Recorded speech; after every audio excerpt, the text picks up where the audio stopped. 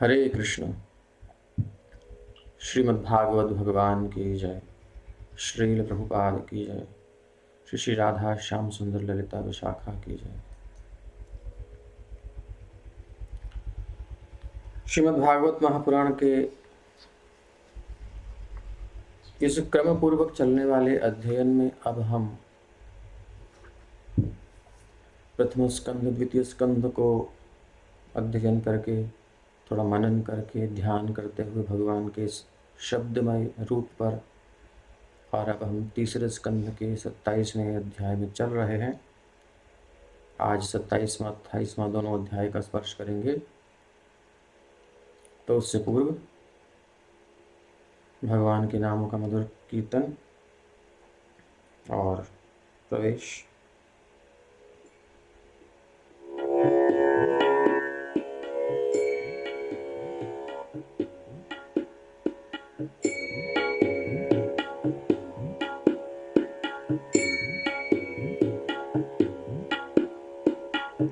जय राधा माधव कुंज बिहारी, गोपी जन वल्लभ गिरिवर धारी।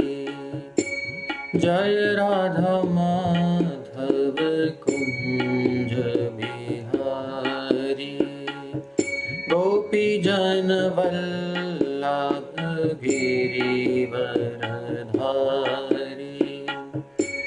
यशोदानंदन व्रज जन रंजन, यशोदानंदन व्रज जन रंजन।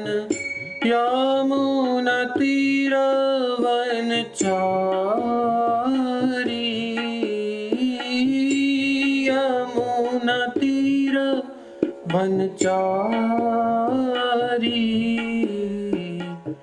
जय राधा माधव कुंज बिहारी। हरे कृष्ण कृष्ण कृष्ण हरे हरे, हरे राम राम राम हरे हरे। हरे कृष्ण कृष्ण कृष्ण हरे हरे, हरे राम राम राम हरे हरे। हरे कृष्ण कृष्ण कृष्ण हरे हरे, हरे राम राम राम हरे हरे। हरे कृष्ण कृष्ण कृष्ण हरे हरे, हरे राम राम राम हरे हरे।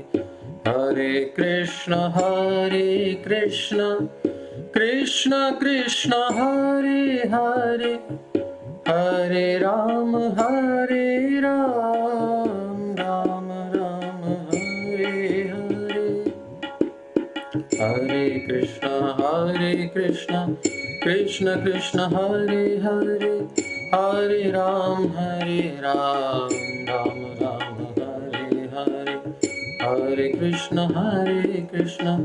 कृष्ण कृष्ण हरे हरे, हरे राम राम राम हरे हरे। हरे कृष्ण कृष्ण कृष्ण हरे हरे, हरे राम राम राम हरे हरे। ओम नमो भगवते वासुदेवाय। ओम नमो भगवते वासुदेवाय। ओम नमो भगवते वासुदेवाय। नारायणं नमस्कृत्य नरं चैव नरोत्तमं, देवीं सरस्वतीं व्यासं ततो जयमुदीरयेत्। नष्टप्रायेष्वभद्रेषु नित्यं भागवत सेवया भगवत्युत्तम श्लोके भक्तिर्भवति नैष्ठिकी। श्रीमद् भागवत महापुराण। ओम नमो भगवते नरसिंहाय नमस्तेजस्तेजसे आविराविर्भव वज्रनख वज्रदंष्ट्र कर्माशयान् रन्धय रन्धय तमो ग्रस ग्रस। ओम स्वाहा अभयमभयमात्मनि भूयिष्ठा। ओम क्षौम। भक्ति विघ्न विनाशक श्री नृसिंह भगवान की जय।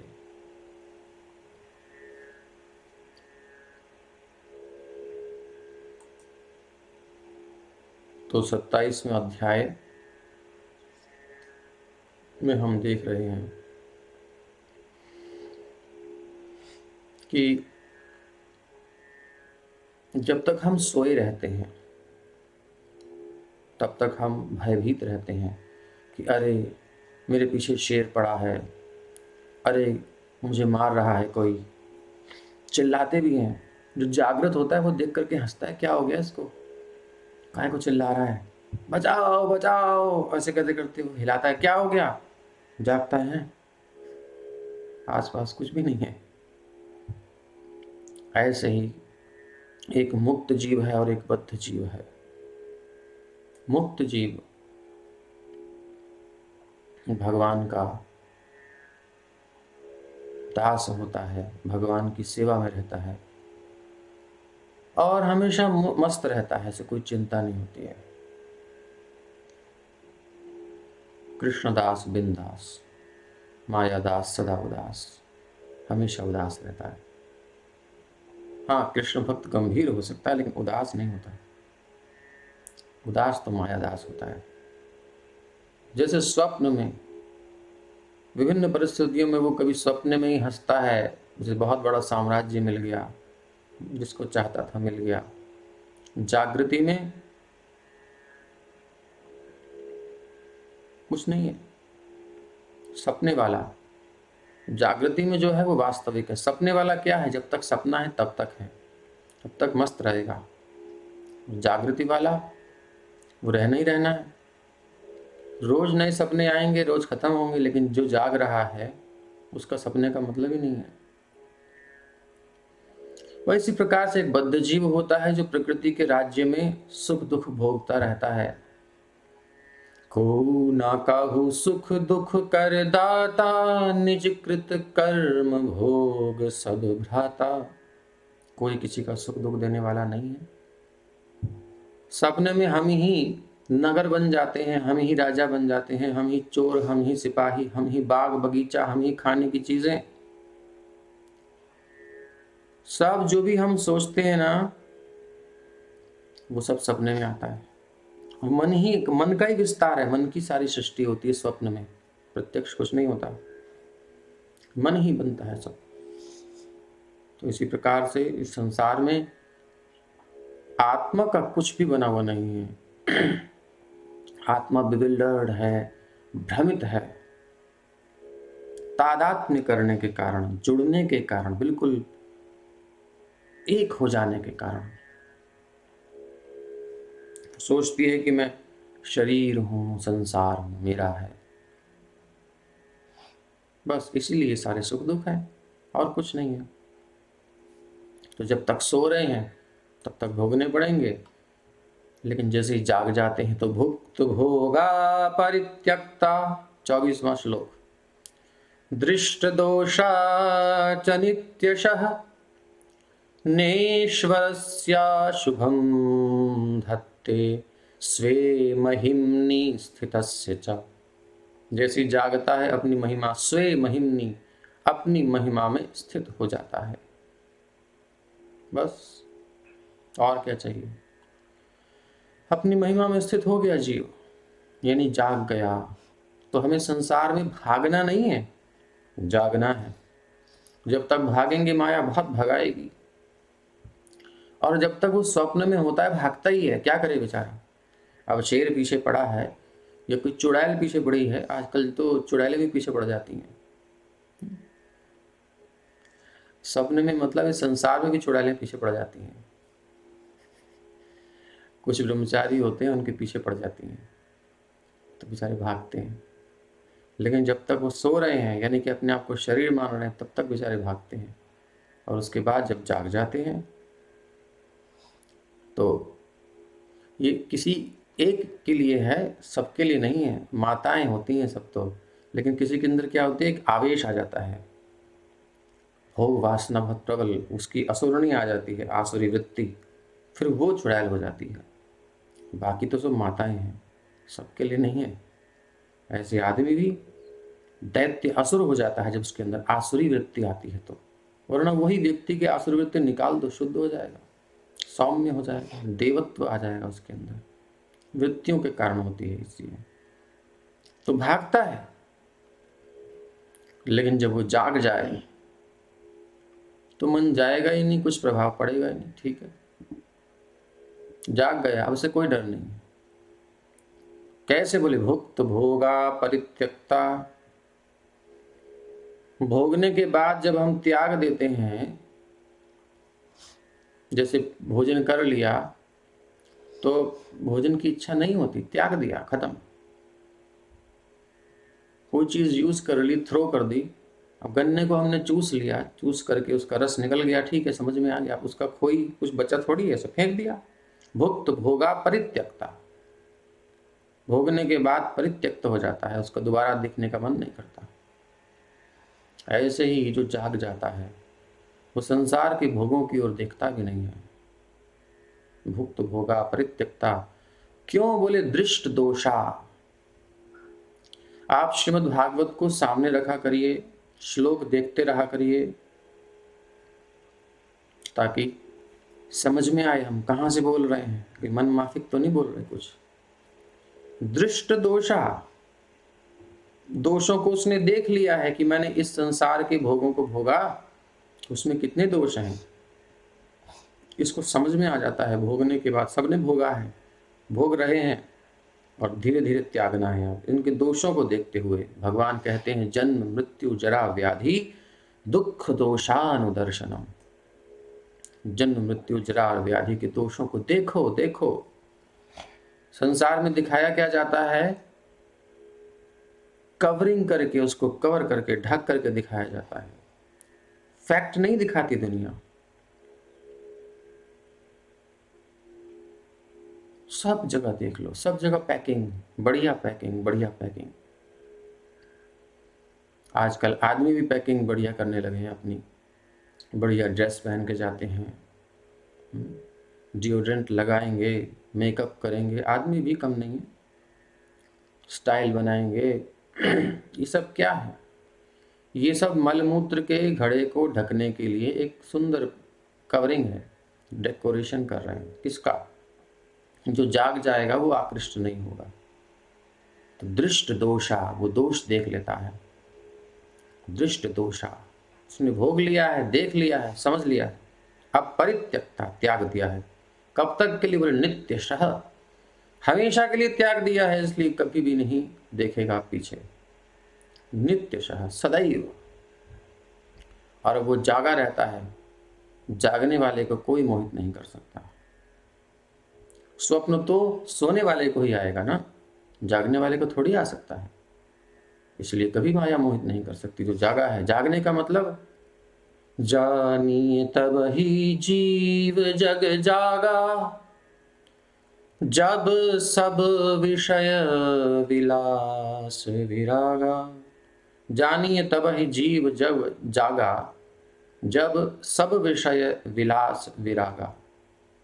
पता कैसे चलेगा भाई ये आदमी जाग रहा है कि सो रहा है? क्योंकि वो चल फिर भी रहा होता है। एक भक्त भी इसी संसार में रहता है और एक अभक्त भी इसी संसार में रहता है, तो पता कैसे चले कि कौन जाग रहा है, कौन सो रहा है? तो उसके बारे में कहते हैं जब सब विषय विलास विरागा, यानी कि जब भुक्त भोगा परित्यक्ता, जब वो सब कुछ त्याग दे, भुक्त भोग हो जाए, भुक्त भोगा परित्यक्ता, तभी उसको जानना चाहिए कि वो जागा हुआ है, अन्यथा नहीं। ये बात समझने की है।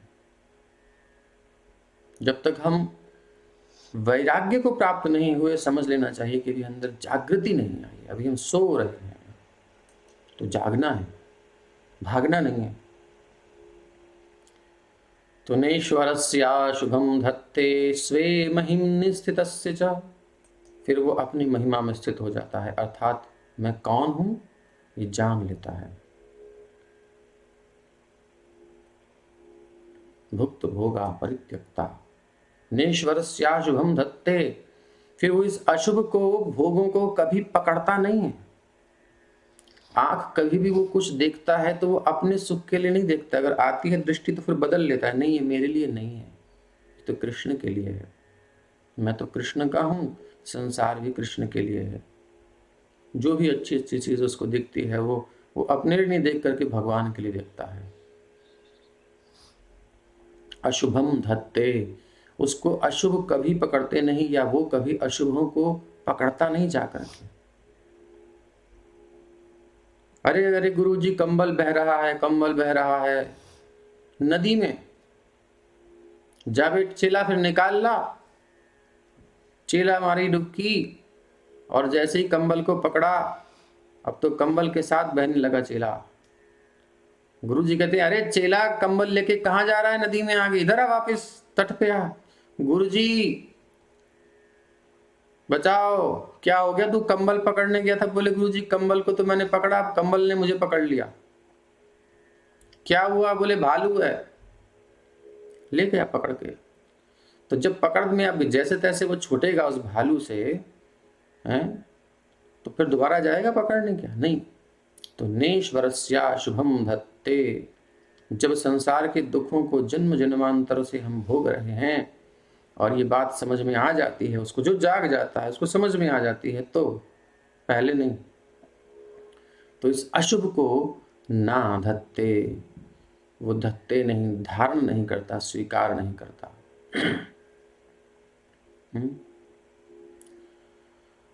स्वीकार नहीं करता, और स्वे महिम्नि स्थितस्य, अपनी ही महिमा में स्थित रहता, अपने स्वरूप में स्थित रहता है। बस अब कुछ भी भोग के लिए देखना भी नहीं है, भोगने की बात तो छोड़ दो, भोग के लिए देखना भी नहीं है। इसी प्रसंग में एक ब्रह्मचर्य की पुस्तक है, क्योंकि ब्रह्मचर्य बहुत महत्वपूर्ण है। तो शिवानंद जी कहते हैं कि देखो भगवान, ब्रह्म मतलब क्या है, ब्रह्म मतलब भगवान या आत्मा कह लीजिए, आत्मचिंतन। आत्मा का अर्थ परमात्मा भी है और जीवात्मा भी है। तो भगवान का वैसे जिसको ब्रह्मचर्य का पालन करना है, यानी ब्रह्म का चिंतन मनन करना है, उसके लिए कुछ बातें हैं जो उसको सपने में ले जाएंगी, अशुभ की ओर ले जाएंगी, दुख देने वाली होंगी। यानी हम सब के लिए, जो गृहस्थ में हैं उनके लिए ये कर्तव्य है कि अपनी पत्नी है तो अपने पति तक संतुष्ट रहे, आगे दृष्टि न डाले, और जिनका विवाह आदि नहीं है वो तो डालना ही नहीं चाहिए। लेकिन आज की संस्कृति, ये अंग्रेजों की कूटनीति, को एजुकेशन, मतलब हमारे ब्रह्मचर्य को खंडित कर दिया, परंपरा को खंडित कर दिया। क्लब, क्लास, ये सब चीजें जो हैं, ये कूटनीति है, और उसका सफल हुआ उनका प्रयास। क्लब नष्ट कर दी संस्कृति। इतना सारा समस्या दुनिया का सब क्रिएटेड है, नेचुरल नहीं है, बनाई गई है। अगर शास्त्र के अनुसार हम सरल जीवन जिए तो ये सब समस्याएं ही ना आए। तो क्या चीजें हैं देखिए, स्मरणं कीर्तनं केलिः, स्मरणं कीर्तनं केलिः, प्रेक्षणं गुह्य भाषणं, संकल्पोऽध्यवसायश्च, क्रिया निष्पत्तिरेव च, एतन्मैथुनमष्टांगं प्रवदन्ति मनीषिणः, विपरीतं ब्रह्मचर्यमनुष्ठेयं मुमुक्षुभिः। जो जिसके अंदर मुमुक्षा है, यानी मुक्ति प्राप्त करने की इच्छा है, संसार के दुखों से जो मुक्त होना चाहता है, उसके लिए ये उपदेश है। और जिसको नित नए रोग चाहिए, शोक चाहिए, हैं, दुख चाहिए, उसके लिए नहीं है। तो जो मुक्ति चाहता है दुखों से, उसके लिए क्या है कि वो अपने विपरीत लिंग, अपोजिट सेक्स के प्रति काम भाव से स्मरण ना करे। स्मरणम और उसके साथ कीर्तनम, उसकी चर्चा ना करे काम भाव से, उसका स्पर्श ना करे, केली प्रेक्षणम, देखे ना, गुह्य भाषणम, एकांत में गुह्य बात, सीक्रेट चैटिंग ना करे, सीक्रेट टॉकिंग ना करे, सीक्रेट, ये सब चीजें जो होती हैं। जैसे ही मन में विचार आ रहा है कुछ सेपरेट करने का, समझ लो ये काम देवता प्रकट हो गए हैं, इससे बच लो, भाग लो तुरंत। उसका स्पर्श, उसके साथ एकांत में वार्तालाप और रति क्रिया का संकल्प करना, मिलेंगे। और उस संकल्प को पूरा करने के लिए पहले तो संकल्प करना, उसके बाद उपाय, फिर प्रोसेस में भी लग जाना, ये भी। और क्रिया को पूरा करना या संसर्ग करना, ये जो हैं मैथुन के 8 प्रकार हैं। अगर हमें स्पिरिचुअलिटी में आगे जाना है, भजन में आगे जाना है, तो क्या करना पड़ेगा? हमें इससे बचना ही पड़ेगा, तभी हम आगे जा सकते हैं।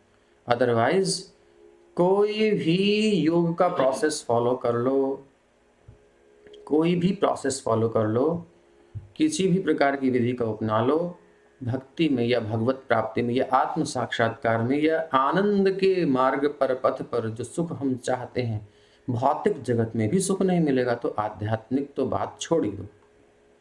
भौतिक जगत में हम जानते ही हैं कि इन सब क्रियाओं के कारण थोड़ा सा भी अग्नि का स्पर्श होता है तो जला देती है, पास जाते ही जलाती है, ताप देती है। ऐसे ही ये जो अगर अमर्यादित जीवन हमारा रहेगा तो इस जीवन के कारण क्या होगा? जीवन में क्लेश आएंगे, जो कि आज की हमारी सभ्यता, हमारी संस्कृति जो तत्कालीन अभी की है, जो विदेशी सभ्यता से प्रभावित है, भोग की संस्कृति है, उसमें स्पष्ट रूप से दिखाई दे रहा है हमें कि क्या क्या समस्याएं हैं। कहने की आवश्यकता नहीं है।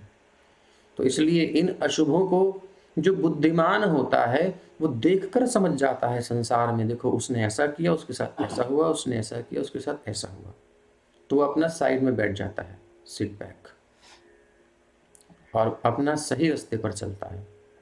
लेकिन थोड़ा कम बुद्धिमान होता है, मूर्ख तो नहीं कहेंगे, बेचारे को बुरा लगेगा, वो क्या करता है? वो एंट्री करता है और एंट्री करने के बाद समझता है कि हाँ भैया जूता पड़ता है, बहुत क्लेश होता है। लेकिन एक होते हैं महामूर्ख, उनको तो कहना ही पड़ेगा।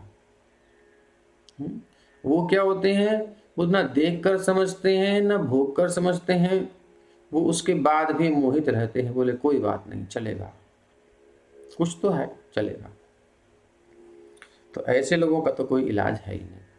तो उनके लिए तो वही भगवान उनका मालिक है, वो खुद ही अपने मालिक हैं, तो क्या करेगा कोई? भगवान तो सबके मालिक है, लेकिन वास्तव में उसने अपनी डोर अपने हाथ में ले रखी है, तो अब जूते ही खाने हैं उसने माया के, और कुछ नहीं। लेकिन जो जागृत हो गया है, नेश्वरस्या शुभम धत्ते स्वे महिम स्थितस्य चा, जो जागृत हो गया है, यानी मैं भगवान का हूँ, वो भोगों में मन नहीं लगाता, वो अपनी महिमा में स्थित रहता है, अपनी पोजीशन में रहता है कि मैं भगवान का दास हूँ। जीवेर स्वरूप है कृष्णेर नित्य दास, नित्य कृष्ण दास। तो बस उसी सेवा में लगा रहता है, उसको टाइम ही नहीं है। गुरु महाराज ने कहते हैं कि खूब नाम जप करना चाहिए, खूब भागवत पढ़ना चाहिए, कितना किसी से बात करने की फुर्सत ही ना रहे, यानी कि भगवान की सेवा में हमें ऐसे लगे रहना है, ऐसे लगे रहना है कि बस फुर्सत ही ना रहे बात करने की, तब बच सकते हैं माया से। और गैप आया तुरंत माया पकड़ेगी। तो माया कहीं मंडरा रही है आसपास, तो उसका मतलब हमारे पास फुर्सत है, तभी तो पकड़ रही है, नहीं तो नहीं पकड़ सकती। नेश्वरस्या शुभम धत्ते स्वे महिम्ने स्थितस्य चा। अब आता है 25वां श्लोक। यथा ह्यप्रतिबुद्धस्य प्रस्वापो बहुवनर्थदृक् बहुवनर्थभृत् स एव प्रतिबुद्धस्य न वै मोहाय कल्पते। स्वप्न अवस्था में मनुष्य की चेतना लगभग ढकी रहती है और उसे अनेक अशुभ वस्तुएं दिखती हैं। सपने में बहुत कुछ गलत सलत दिखाई दे जाता है, किंतु उसके जगने पर, पूर्ण चेतन होने पर ऐसी अशुभ वस्तुओं से अब भ्रमित नहीं कर सकती, या वो जाग गया है, जान गया है, शुद्ध कृष्ण भक्ति में आ गया है।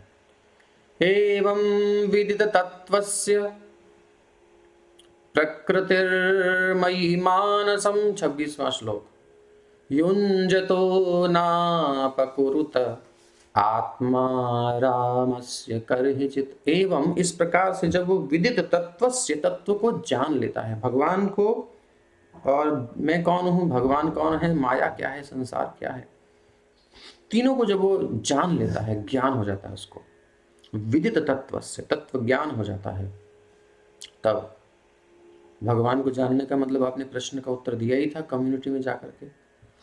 आजकल आप ढीले हो रहे हैं, कुछ लोग तो हैं रेगुलर, बस समझ लीजिए पक्की बात है, अगर सच में सच्चा सुख चाहिए, भागवत का श्रवण प्रॉपर करना है, तो आपको एंट्री तो उन्हीं को मिलेगी सबसे पहले जो कि प्रश्नों के उत्तर दे रहे हैं।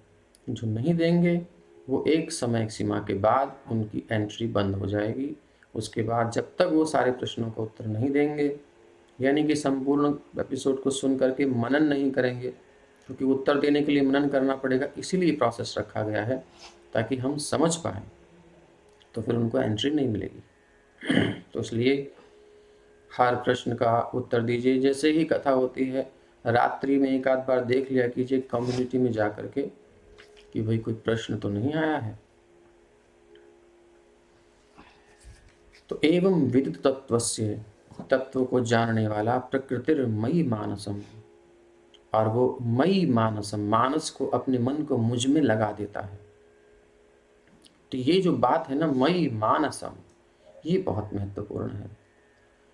मानस उसका यानी मन भगवान में लग जाए, बस यही है जो हमें सबसे मुक्त कर सकता है दुखों से। फिर वो बाहर कुछ भी करे, संसार में एक भक्त भी उन्हीं क्रियाकलापों को करता है और एक अभक्त भी उन्हीं क्रियाकलापों को करता है, लेकिन दोनों की चेतना में अंतर है। एक की भोग की चेतना है, एक की कृष्ण चेतना है, एक की माया, एक कृष्ण, एक माया दास है, एक कृष्ण दास है। एक बहुत बड़ी बिल्डिंग बना रहा है, गगनचुंबी, जो गगन को चूमने वाली है, बड़ी ऊंची, और एक गगनचुंबी बिल्डिंग बना रहा है, वो भक्त है और एक अभक्त है। कैसे पता चलता है भैया? दोनों बिल्डिंग बना रहे हैं, दोनों ईंट, चूना, पत्थर, मिट्टी, बालू, जो भी कुछ है सब में लगा पड़ा है, लकड़ी, लोहा, सरिया, दोनों को हिसाब किताब रखना पड़ता है, दोनों की खोपड़ी लगती है, दोनों को टाइम लगता है, एनर्जी लगती है, और आय व्यय लेन देन सब हिसाब रखना पड़ता है। दोनों ही गगनचुंबी बना रहे हैं बिल्डिंग, लेकिन अंतर कैसे पता चलेगा? बोले एक तो बना रहा है अपने बिजनेस के लिए और एक बना रहा है भगवान के लिए। एक बना रहा है माया के लिए, अपने सुख के लिए, और एक बना रहा है भगवान के लिए। बड़ा मंदिर बना रहा है, जैसे कि श्री मायापुर में बन रहा है विश्व का सबसे बड़ा मंदिर।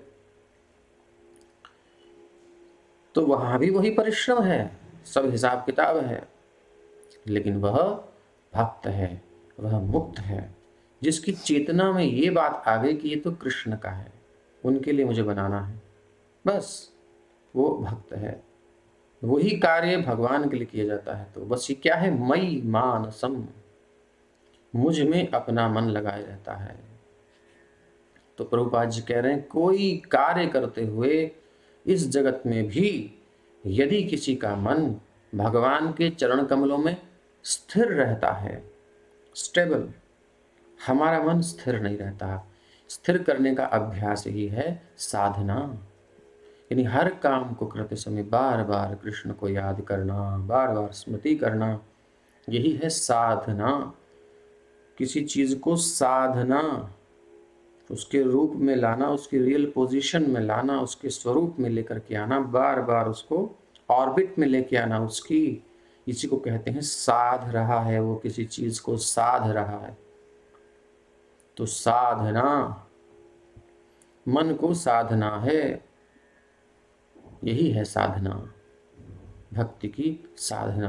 बार बार मन हटा करके भगवान में लगाना, बार बार उनके सुख के लिए विचार करना, अपने सुख की विचार को ही छोड़ना, क्रिया की बात नहीं, विचार ही भगवान के सुख का आना चाहिए, यहां से बात बनेगी। जब यहीं से सब बात हमारी कंट्रोल्ड हो जाएगी, इंटरनल ही प्योर हो जाएगा, तो फिर एक्सटर्नल प्रॉब्लम आएंगी नहीं। किसी को कष्ट ही क्यों देंगे हम, जब हम भगवान के सुख के लिए जी रहे हैं, और भगवान तो कण कण में व्याप्त है, सब जीवों के हृदय में विराजमान है, अर्थात सबके हृदय में भगवान है, तो परमात्मा तो सब जगह है, तो फिर क्यों किसी को कष्ट देगा कोई। केवल भक्ति से सब प्रकृति में शांति हो जाएगी। तो इसलिए किसी को हानि नहीं पहुंचाता वो, और कोई उसको हानि नहीं पहुंचा सकता। एवं विदित तत्वस्य प्रकृतिर्मयि मानसम युंजतो नापकुरुत आत्मा रामस्य करहिचित। क्यों? क्योंकि वह भगवान में मन लगाने से क्या मिलता, क्या है उसको? भगवान में मन लगाने से उसे बड़ा आनंद मिलता है, बड़ा सुख मिलता है, और वो ऐसा आनंद होता है कि उसके सामने संसार के बड़े बड़े भोग भी उसको फीके लगते हैं। और संसार के भोगों को छोड़ दो, मुक्ति हूँ नोन सी खारी लागे, मुक्ति भी उसको नमक के समान खारी लगती है, ऐसा उसको आनंद अनुभव होता है भगवान की सेवा में। इसलिए कहीं नहीं देखता। और अभी हमारी स्थिति तो नहीं है ना वैसी, वो तो मुक्त पुरुष की स्थिति है, जो मुक्त हो गया, जागृत हो गया। अभी हम जागे नहीं, तो हमारी हालत क्या है? हमें जैसे बच्चे को जगाओ तो क्या करता है, बेटा उठो, हाँ अभी उठ रहा हूँ, यानी वो सुन भी रहा है, जागृत भी है, लेकिन वो सो भी रहा है, नींद भी है। हमारी वही हालत है, थोड़ी थोड़ी बात सुन रहे हैं, समझ में आ रही है, लेकिन प्रैक्टिकल में नहीं उतर रही। जब खाने बैठते हैं तो लगता है तो मेरे स्वाद के लिए क्या टेस्ट है, वाह। ये ध्यान नहीं आता कि ये प्रसाद है, क्योंकि हम भोग ही नहीं लगाते। तो भोग लगाना चाहिए, तब पाना चाहिए। और खाते समय भी ये सोचना है कि ये तो कृष्ण का प्रसाद है, कृष्ण की कृपा है, बस उन्होंने मुझे जीवन धारण करने के लिए दिया है, और उतना मुझे लेना है जितना से मेरा जीवन यापन ठीक से हो, यानी शरीर ठीक से चले, बस। तो हर समय कृष्ण भावना, हर समय कृष्ण भावना, कृष्ण चेतना, कृष्ण चेतना, सर्वत्र जात वैराग्य। आगे कहते हैं 27वां श्लोक, यदैव मध्यात्मरतः कालेन बहुजन्मना सर्वत्र जात वैराग्य आब्रह्म भुवनान् मुनिः। यदा एवं अध्यात्मरतः बहुकालेन, जब बहुत काल तक, और बहु जन्मना, इस जीवन में भी बहुत काल तक कह लीजिए, और बहुत काल का और विस्तार करेंगे तो बहुत जन्मों तक, बहुकालीन मतलब बहुत जन्मों तक, यानी हर जन्म में और बहुत लंबे समय तक साधना करता है। ये प्रोसेस बहुत लंबा है, लेकिन जितना हो जाए वो पक्का है। नेहाभिक्रम नाशोस्ति प्रत्यवायो न विद्यते। इसलिए डरने की जरूरत नहीं कि भैया इस लाइफ में पूरी नहीं हुई तो कोई बात नहीं। जितनी हमने उन्नति कर ली, 100% करना है, और 100 में से अगर 50% भी कर लिया तो नेक्स्ट लाइफ में उससे 51 से शुरू करेंगे, 50 के बाद शुरू होगा 51, 52, वो नष्ट नहीं होगा। नेहाभिक्रमनाशोस्ति प्रत्यवायो न विद्यते, भगवद गीता में भगवान कहते हैं। स्वल्पमप्यस्य धर्मस्य सुअल्पम अपि अस्य धर्मस्य। इस धर्म का सुअल्प, बहुत थोड़ा भी प्रयास हमने किया है ना, तो वो पक्का है, वो बहता नहीं फ्लो में माया के भोगों के। क्यों? बोले जब आप देखो कंस्ट्रक्शन होता है, मानो पानी के अंदर हमको सीमेंट पिलर को सीमेंटेड करना है, नीचे कुछ वो गल गया है, उसको सीमेंट करना है चारों तरफ, तो कैसे करेंगे? तो पहले उसकी सफाई होगी, पानी रहेगा, पानी के द्वारा ही जो जो उसके अंदर कचरा है वो सब फोर्स के साथ सफाई होगी। कचरा हटने के बाद अब एक सीमेंट आता है, एक नली से आता है नीचे घोल में मिला करके, वो स्पेशल होता है और वो नीचे जाता है और वो सतह को कवर करता हुआ ऊपर आता है, फिलअप करता हुआ, यानी पानी को बाहर धकेलता हुआ, बहता नहीं है वो, ऐसे ही भरता हुआ नीचे से ऊपर तक आ जाता है और सांचे में इसको भर दिया जाता है। उसके बाद उसको बढ़िया से सेट कर दिया जाता है और वहीं पानी में ही वो पक्का भी हो जाता है और बहता भी नहीं है। ये आज भी टेक्नोलॉजी है, व्यवस्था है। इसी प्रकार से जो भक्ति है ना, इस माया के फ्लो में बहती नहीं है। जितनी भी हमने उन्नति कर ली वो परमानेंट है, वो बहेगी नहीं, वो स्थायी है। सुअल्पम अपि धर्म से, तो बहुत थोड़ा सा भी धर्म पालन किया है, भगवान की सेवा के लिए कुछ भी हमने अर्पित किया है, कुछ भी समय दिया है, कुछ राशि दी है, कुछ मन दिया है, प्राण दिए हैं, किसी ने जीवन दिया है, प्राण अर्थ है, किसी ने अर्थ दिया है, धन दिया है, किसी ने अपनी बुद्धि लगाई है भगवान के चिंतन में, किसी ने कुछ उच्चारण किया है, कुछ प्रचार किया लिया है, कृष्ण की चर्चा की है, कुछ नष्ट नहीं होगा, ये सब पक्का है। त्रायते महतो भयात, बहुत बड़े भय से रक्षा कर देगा ये भगवान का सेवा का भाव। इसलिए निश्चिंत रहिए, प्रोसेस लंबा है बट सिक्योर है, लॉन्ग टर्म प्लान है, इसलिए बड़े आराम से, जल्दीबाजी नहीं है, शनै शनै धीरे धीरे कीजिए, लेकिन गंभीरता से करना है।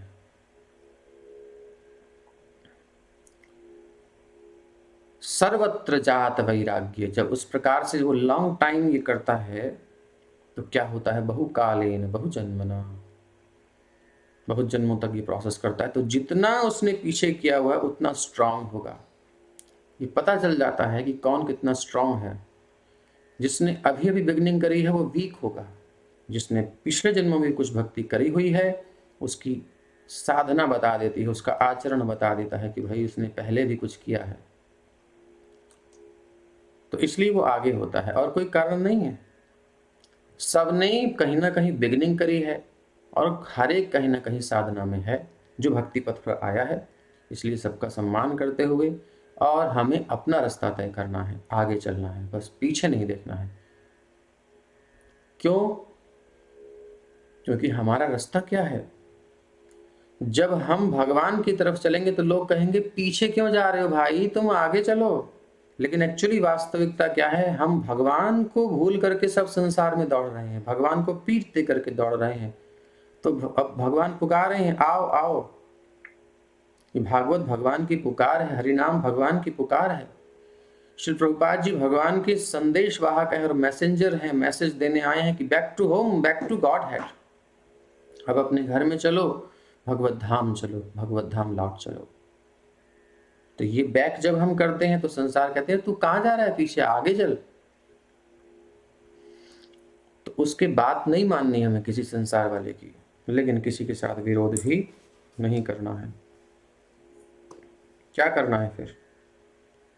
अब देखो, जब कोई लगता है भजन साधन में तो संसार में अब परिवार भी होता है, समाज भी होता है। सब लोग तो नहीं जानते ना इसको, जो जानते हैं समझते हैं वो तो सपोर्ट करते हैं, जो नहीं जानते वो नहीं करते। तो कोई बात नहीं, कोई वैर विरोध नहीं किसी से। हमारा जो कर्तव्य, ये सब बातें अभी आगे आएंगी, आप सुनेंगे तो बताएंगे वहाँ पर। अपना कर्तव्य कर्म करते हुए और हमें आगे बढ़ना है, जिसके प्रति जो कर्तव्य निभा देना है, कोई वैर विरोध नहीं करना। अगर कुछ ताने देते हैं तो सह लो, क्या जाता है, हमको लेना नहीं है ना मन में। बाहर से बात उसने बोल दी, हमने सुन ली, और कोई सेवा में कमी करेंगे नहीं तो ज़्यादा कुछ कोई कहेगा भी नहीं। ठीक है, काम तो कर ही रहा है, कर ही रही है। तो उसको अंदर से क्या होगा, ये सीमेंट जैसे जाता है ना जल के अंदर, बिल्कुल नीचे से स्टार्टिंग होती है, जल को बाहर निकालता हो जाता है। ऐसे ये भक्ति अंतःकरण से, बिल्कुल आत्मा से प्योर करती हुई प्रकट होती है, अंदर से अग्नि प्रकट होती है। ये कल हमने सुना था ना। तो सब दूषणों को जलाती हुई अंदर से वैराग्य प्रकट होता है। बाहर से कोई प्रॉब्लम नहीं है, आपको नहीं दिख रहा है तो, या नहीं दिखाना है तो कोई बात नहीं, लेकिन अंदर से वैराग्य हो जाना चाहिए। तो सर्वत्र जात वैराग्य, सर्वत्र सब जगह से उसको वैराग्य हो जाता है, कहीं भोग में रुचि नहीं रहती।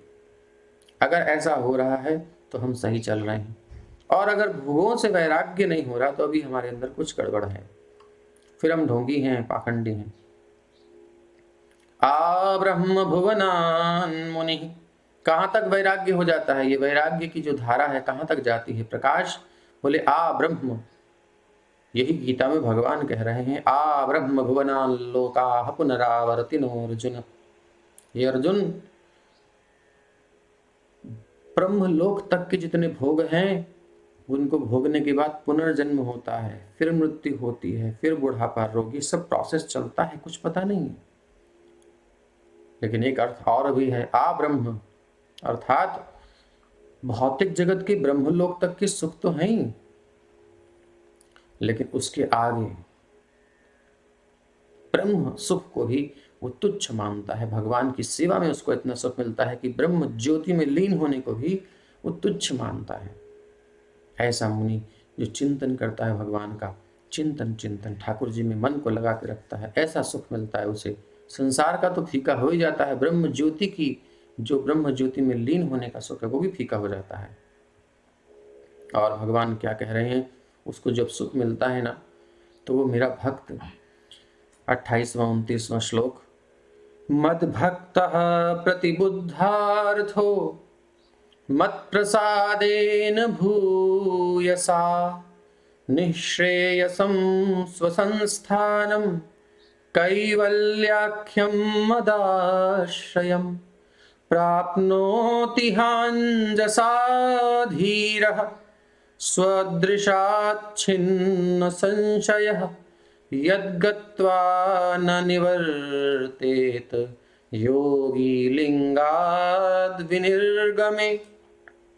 मद भक्त है भगवान कितना, अब देखो भाषा कैसी भगवान की है, मद मेरा भक्त, यानी अपनत्व दिखा रहे हैं ठाकुर जी भक्तों के साथ। कभी ज्ञानी के लिए नहीं कहा मत ज्ञानी,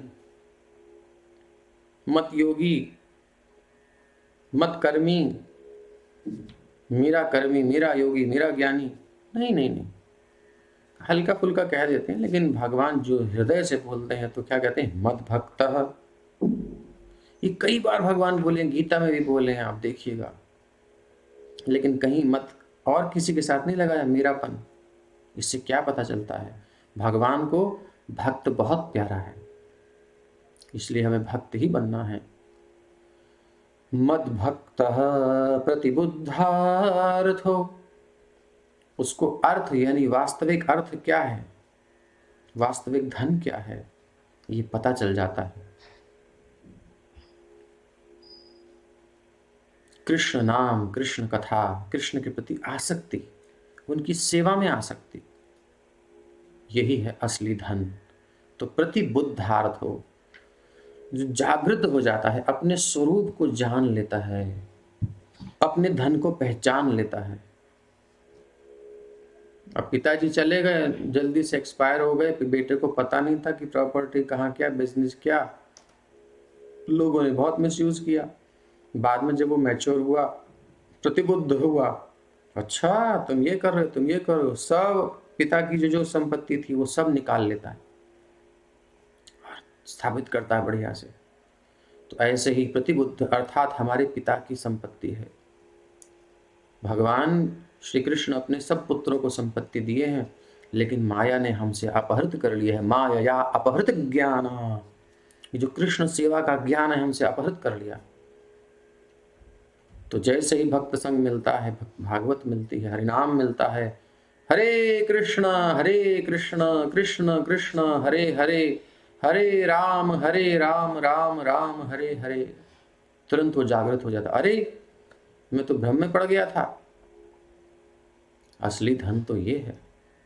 तो प्रतिबुद्धार्थ हो, ये होता कैसे है, मत प्रसादेन भूयसा, भगवान की कृपा से होता है। तो नाश्याम्यात्म भावस्थो ज्ञान दीपेन भास्वता। भगवत गीता में भी भगवान यही कह रहे हैं चतुश्लोकी में कि जो मेरी सेवा, अच्छा ये ज्ञान किसको होता है, ये कृपा किसको प्राप्त होती है? मां च अव्यभिचारेण भक्ति योगेन सेवते। जो प्रीतिपूर्वक मेरी भजताम प्रीतिपूर्वकम, प्रीतिपूर्वक जो भगवान की सेवा में लगे रहते हैं, भजन करते हैं, भज सेवायाम, सेवा करते हैं, थोपते नहीं है कुछ अपनी बात, भगवान की इच्छा के अनुसार चलते हैं, सेव्य की इच्छा के अनुसार चलते हैं, तो उन पर भगवान की ददामि बुद्धि योगम तम येन माम उपयान्ति ते। अरे भाई, आप किसको रास्ता बताओगे? जो आपके पास आना चाहेगा उसी को तो अपने घर का रास्ता बताओगे। जो आना ही नहीं चाहता तो उसको बताने की जरूरत ही क्या है? ऐसे थोड़ी ही रोड पे चलते हुए किसी को भी बताओगे भैया मेरा घर ये है, इसका ये रास्ता है, मेरा घर ये है, तो पागल कहेगा आदमी को, आपको ये पगला गया है।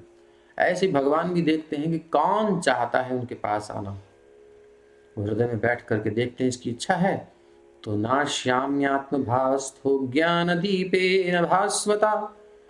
आत्म भावस्थो, उसकी भावना में स्थित जब कृष्ण आ जाते हैं, यानी वो भावना में कृष्ण को स्थान देता है, चेतना कृष्ण कॉन्शियसनेस मई कर देता है, कृष्णमयी कर देता है, तो भगवान उसको प्रकाश दे देते हैं, ज्ञान दे देते हैं। ले भाई, तू चाहता है तो ले, मैं रास्ता दे रहा हूं।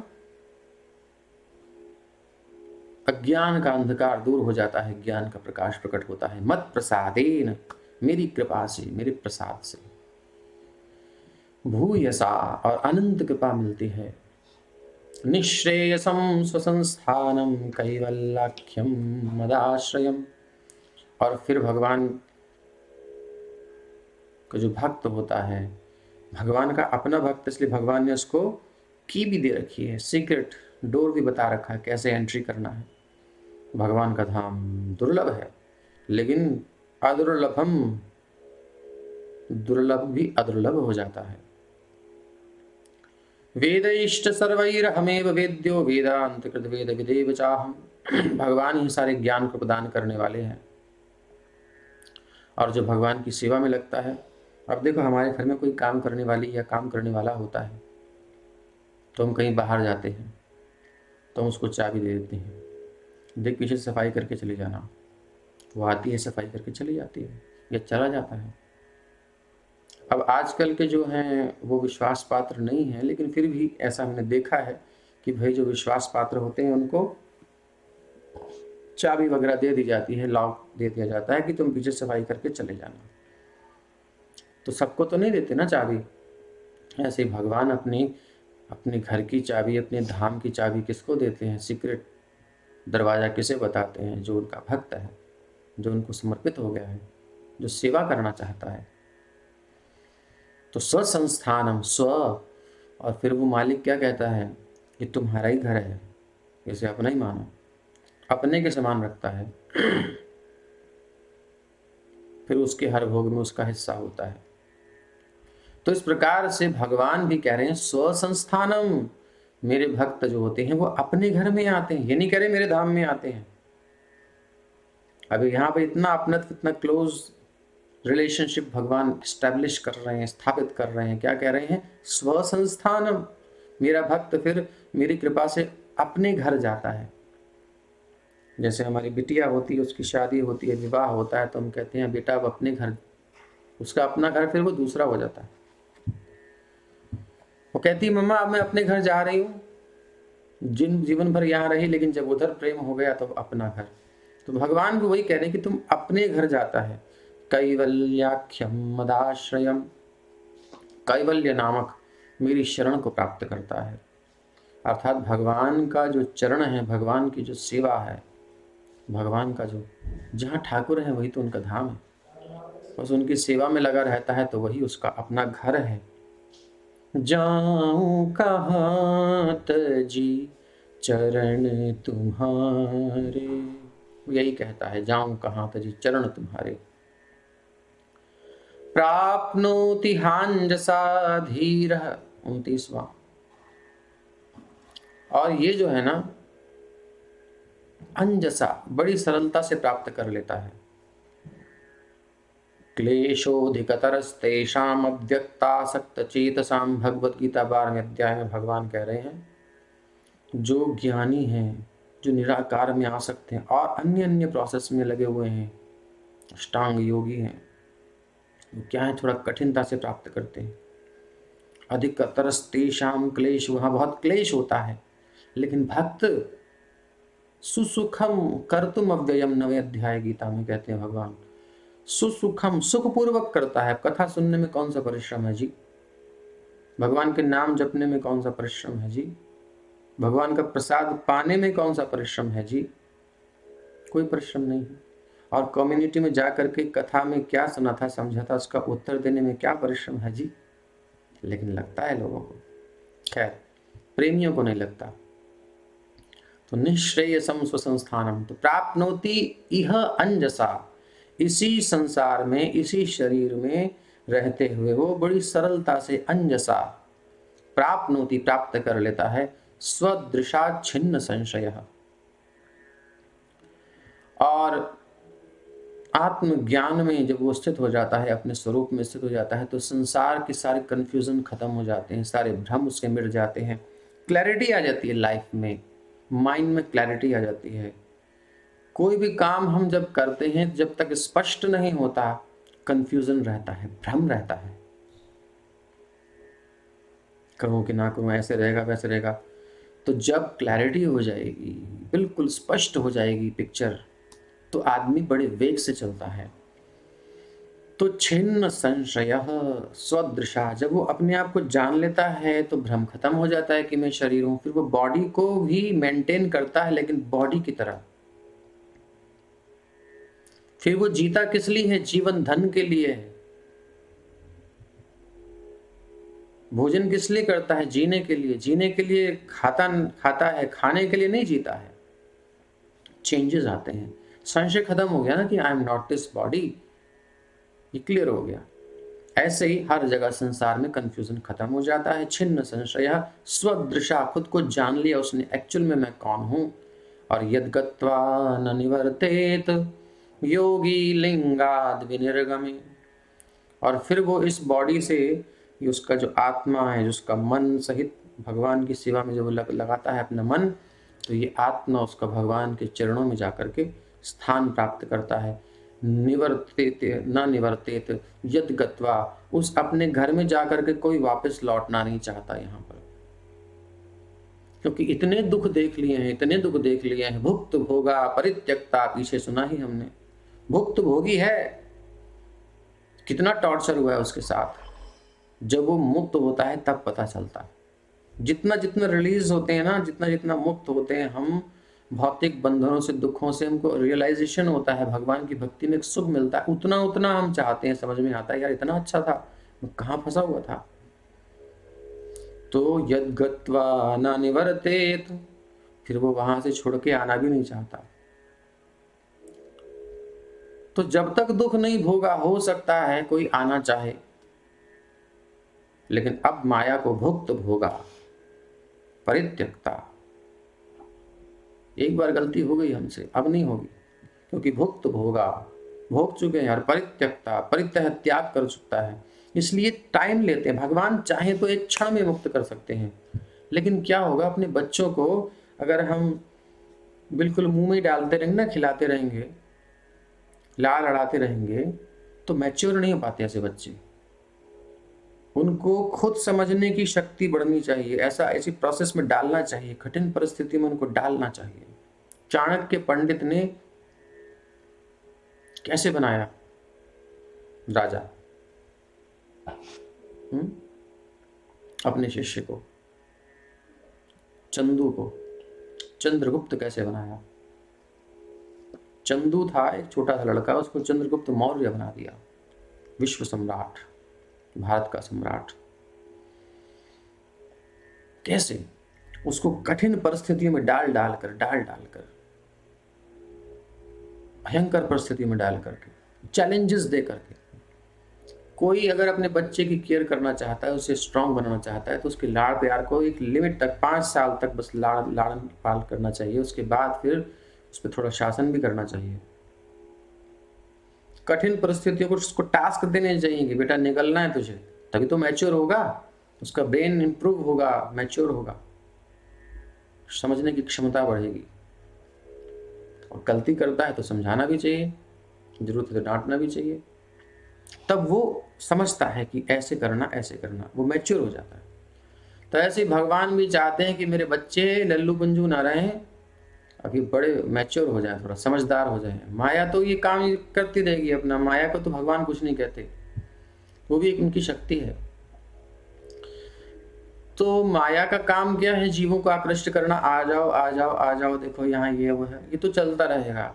अब हमें क्या करना है? भगवान इस परित्यक्ता भुक्त भोगा, अब एक बार फंस गए ना तो खुद ही निकलो। भगवान हेल्प करेंगे, रस्सी देंगे, हरि नाम की, हरि कथा की, इसको पकड़ना हमें ही है, अपना उद्धार अपने आप करना है। इस दृष्टि से भगवान की कृपा हमको लेनी पड़ेगी।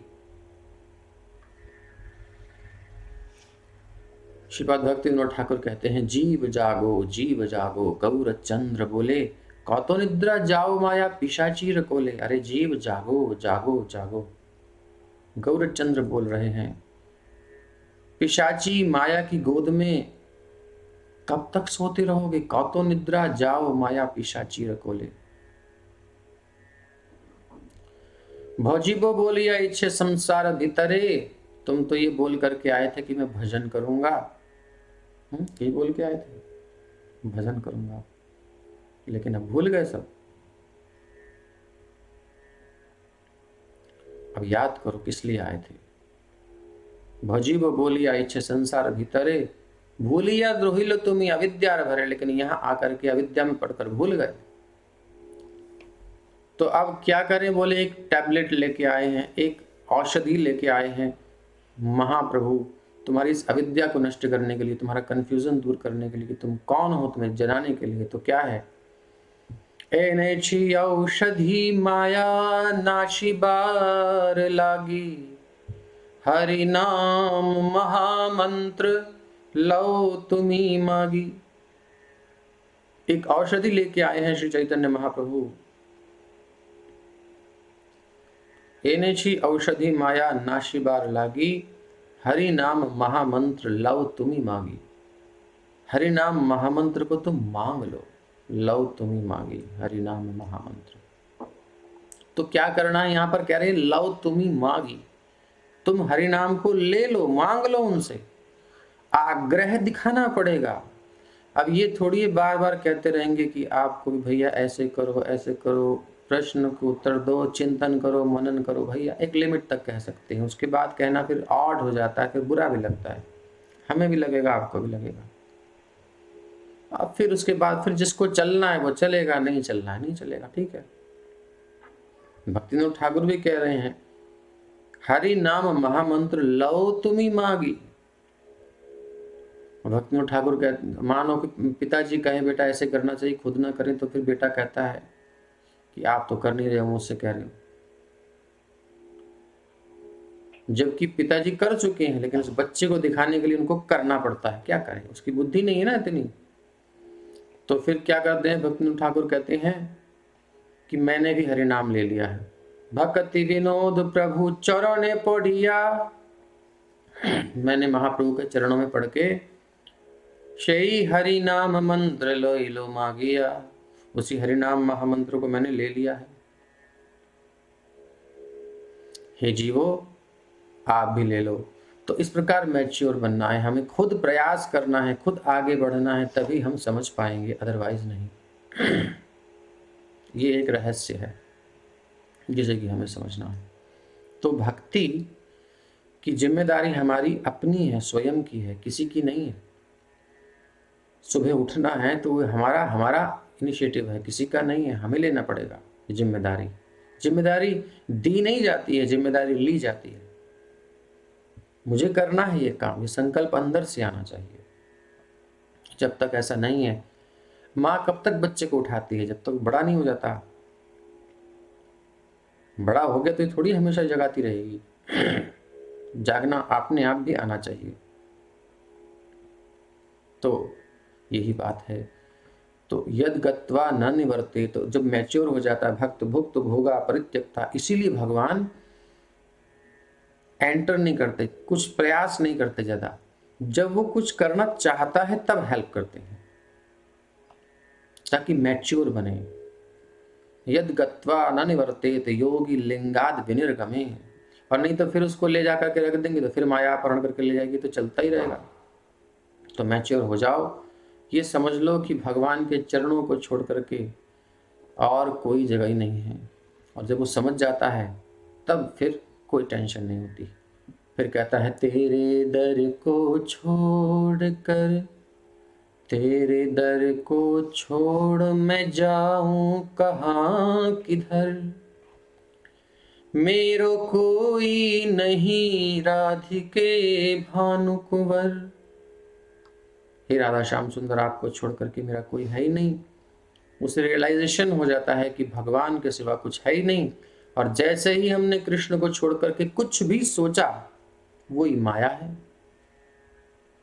जैसे ही स्विच ऑफ किया वही अंधकार है, जैसे ही ऑन किया वही प्रकाश है। अंधकार है ही नहीं फिर।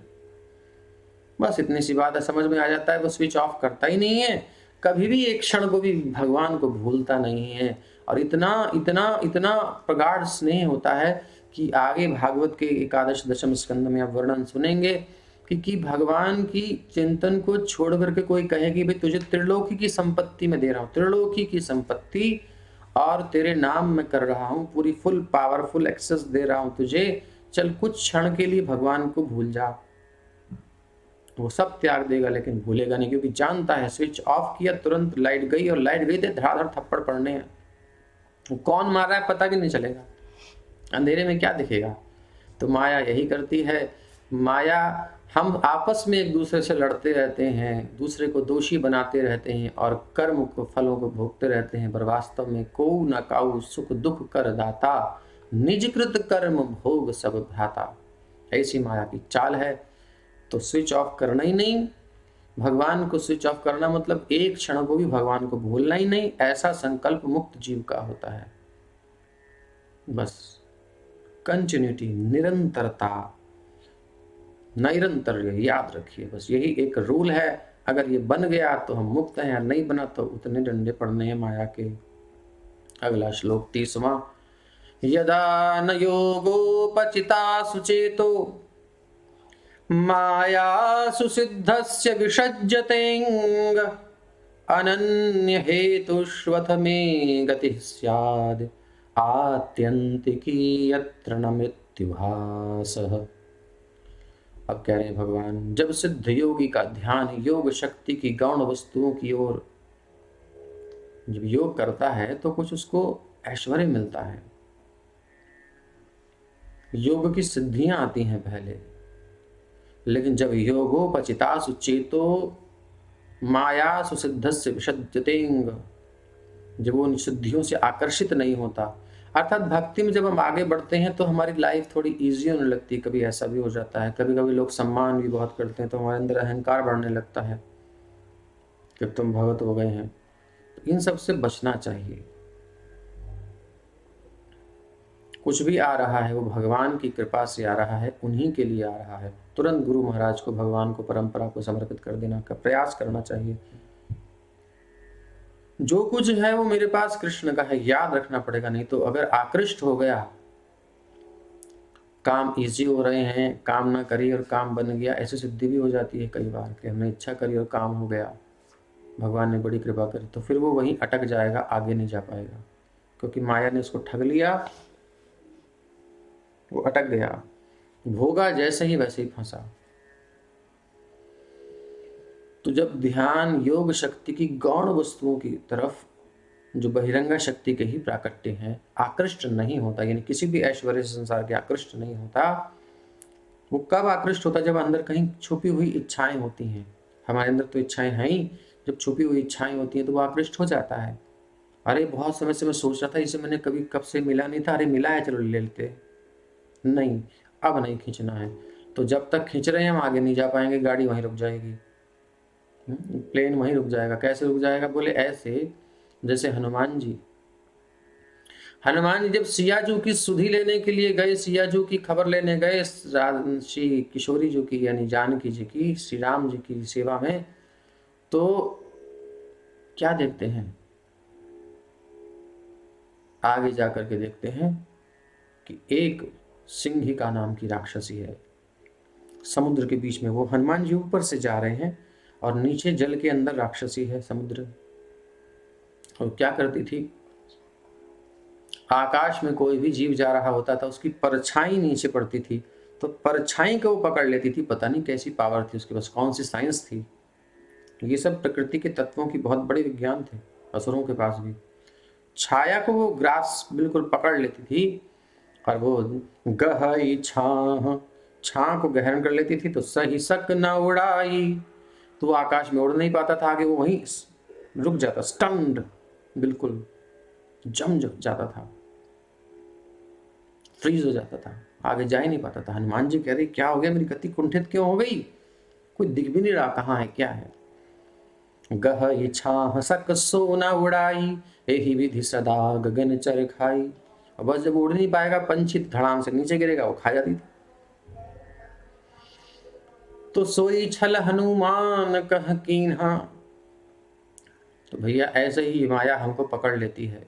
भोग मतलब जैसे ही भोग वासना आई पकड़ लेगी, इसलिए कहीं अटकना नहीं। हनुमान जी ने क्या किया, बोले हम अटकने के लिए भटकने के लिए नहीं है, हमारा लक्ष्य क्लियर है, हमारी क्लैरिटी है माइंड में, हमें जानकी जी से मिलना है, सुधि लेके आनी है। तो ये कौन है, अच्छा तो पहले तुझसे ही निपटूं। हंसे नहीं हनुमान जी, हनुमान जी ने उसका वध किया। ताहि मारि मारुत सुत वीरा, बारिधि पार गयउ मति धीरा। तो यहाँ कहा मति धीर, जिसकी मति धैर्य पूर्वक चलती है, समझ करके चलती है, वो लंबी छलांग लगा सकता है, हनुमान जी की तरह माया को पार कर सकता है, समुद्र को, भव समुद्र को, अन्यथा नहीं। वो भक्ति यानी जानकी जी भक्ति का प्रतीक है, वो भक्ति को प्राप्त कर सकता है। और जो छोटे मोटे सुखों में उलझ गया, हमारे पास व्यवस्था नहीं थी और अब बढ़िया व्यवस्था मिल रही है तो हम उसमें अटक जाएं, तो उसका मतलब फिर हम फंस गए माया में, फिर आगे नहीं जा सकते। तो जो आकृष्ट नहीं होता योगी गौण शक्तियों वस्तुओं की ओर, जो बहिरंगा शक्ति के प्राकट्य हैं, माया ऐसे पकड़ लेती है, सुख दे करके हमको रोक लेगी, व्यवस्था दे करके हमको रोक लेगी, सब कुछ अनुकूल हो जाएगा तो रोक लेगी, हम रुके ना, आगे चलते रहें। तो और आकृष्ट नहीं होता तब वो मेरी और उसकी प्रगति असीमित होती है, फिर उसकी कोई बाधा नहीं है। अगर वो रुक गया तो गया, इसलिए रुकना नहीं है। और इस तरह उसे मृत्यु कभी भी परास्त नहीं कर सकती। फिर बस अब उसके पास कोई मृत्यु नहीं आएगी, बस हो गया काम। तो अब जो है ये बात हमें समझने की है। तो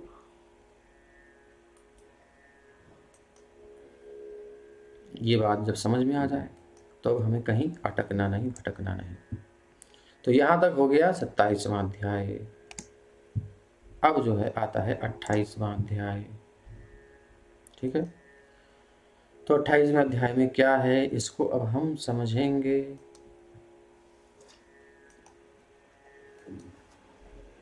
28वें अध्याय में भगवान अब प्रोसेस को बता रहे हैं।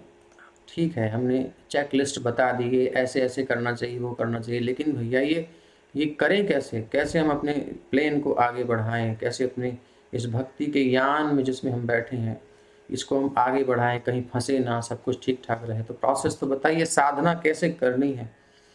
तो यहाँ पर जो एक प्रश्न किया था देवहूति जी ने 25वें अध्याय में और तीसरे स्कंद के 25वें अध्याय के 29वें श्लोक में 4 प्रश्न किए थे ना, तो सबके उत्तर भगवान दे रहे हैं एक करके। तो ये प्रश्न था, यो योगो भगवत बाणो निर्वाणात् मंस्तयोदितः कीदृशः कति चांगानि यतस्तत्त्वावबोधनम्।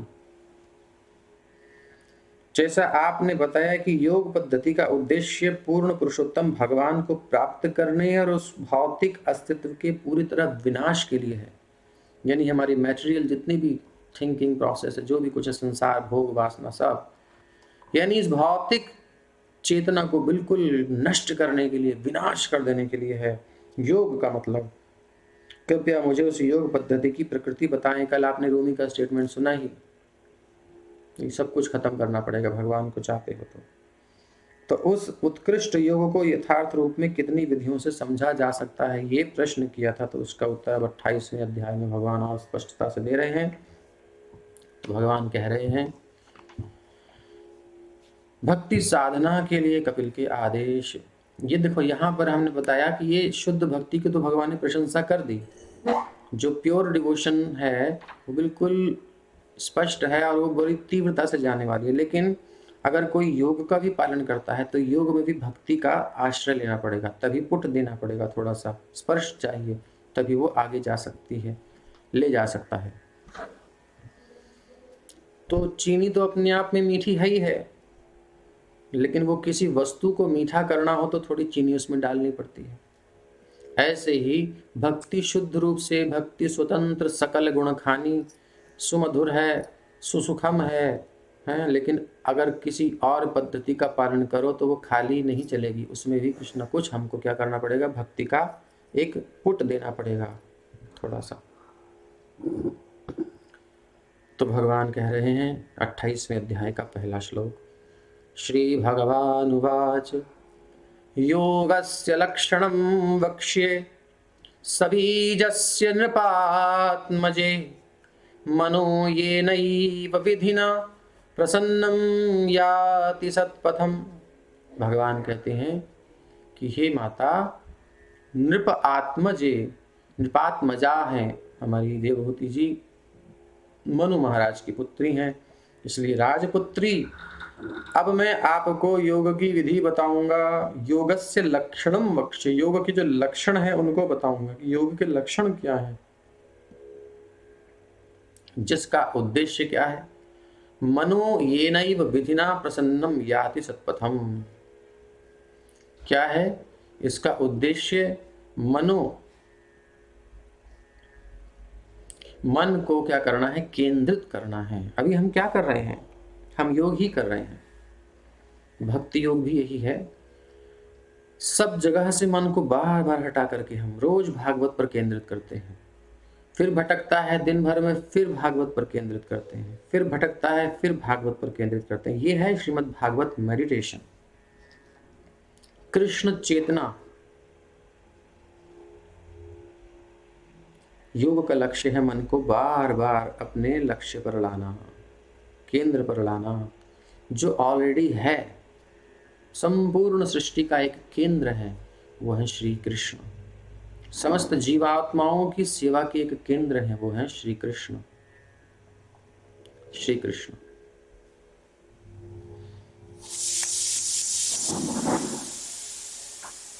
तो ये हमें समझना है। तो अब मैं आपको योग विधि बताऊंगा जिसका उद्देश्य मन को केंद्रित करना है। बस यही है प्रोसेस। बार बार मन जाता है कुछ और सोचने लगता है, फिर हटा के लेके आओ। फालतू की चीज सोचनी नहीं है। भविष्य की चिंता करता है, अरे भविष्य देखा किसने है, हमने कितनी प्लानिंग करी, उसका अपोजिट हो जाता है कई बार, और कई बार सोचा नहीं होता अच्छा हो जाता है। इसलिए भविष्य का न सोच करके वर्तमान में केंद्रित करना है मन को। पीछे क्या सोचना, गया, शिक्षा ले ली, ऐसे गलती करी थी, आगे से नहीं करनी, खत्म बात। सोचने की क्या जरूरत है, वर्तमान में, हरि नाम में, हरि कथा में।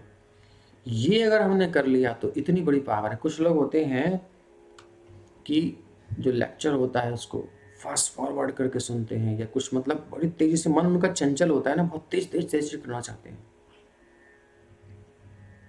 अब हम कभी कभी फास्ट बोलते हैं तो उसका कारण है कि आपका समय कम होता है, नहीं तो बुलाते रहो दिन भर, कोई टेंशन नहीं। उसमें ही हम बहुत कुछ देने का प्रयास करते हैं, तो फास्ट फॉरवर्ड करने का एक आ जाता है।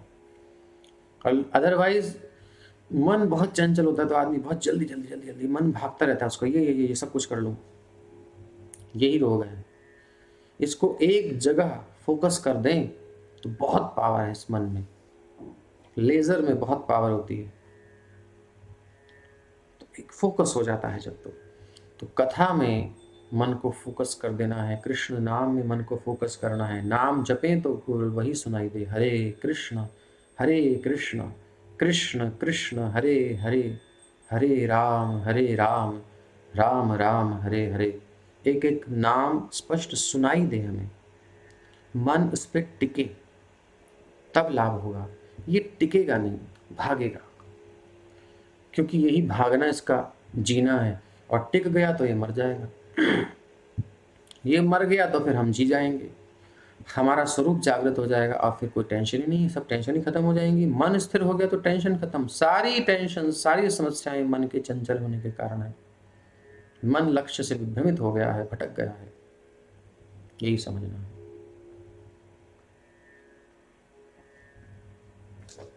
तो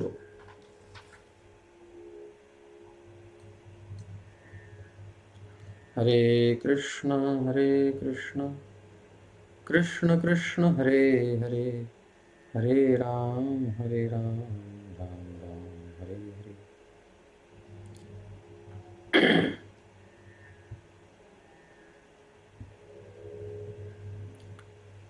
दोबारा अपलोड कर दिया जाएगा वीडियो, चिंता मत कीजिए।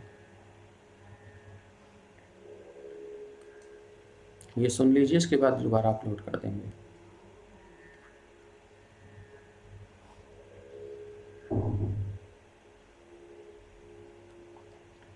तो जब ऐसे केंद्रित कर लेता है मन, जिस योग को भगवान बताने जा रहे हैं, इसके द्वारा मन जब केंद्रित हो जाता है, स्थिर हो जाता है, तो फिर क्या होता है, इस विधि से ये नहीं व विधिना प्रसन्नम याति सत्पथम, फिर वो बड़ी स्मूथली चलता है। जब कार में कोई कचरा नहीं होता, यानी जब नेट में कोई ब्रेक नहीं होता, जैसे कि आज हो रहा है, तो बड़ी स्मूथली गाड़ी चलती है, नेट की स्पीड बढ़िया होती है। तो कभी फ्लक्चुएशन चल रहा है, कभी स्पीड अच्छी आती है, कभी लो आ जाती है।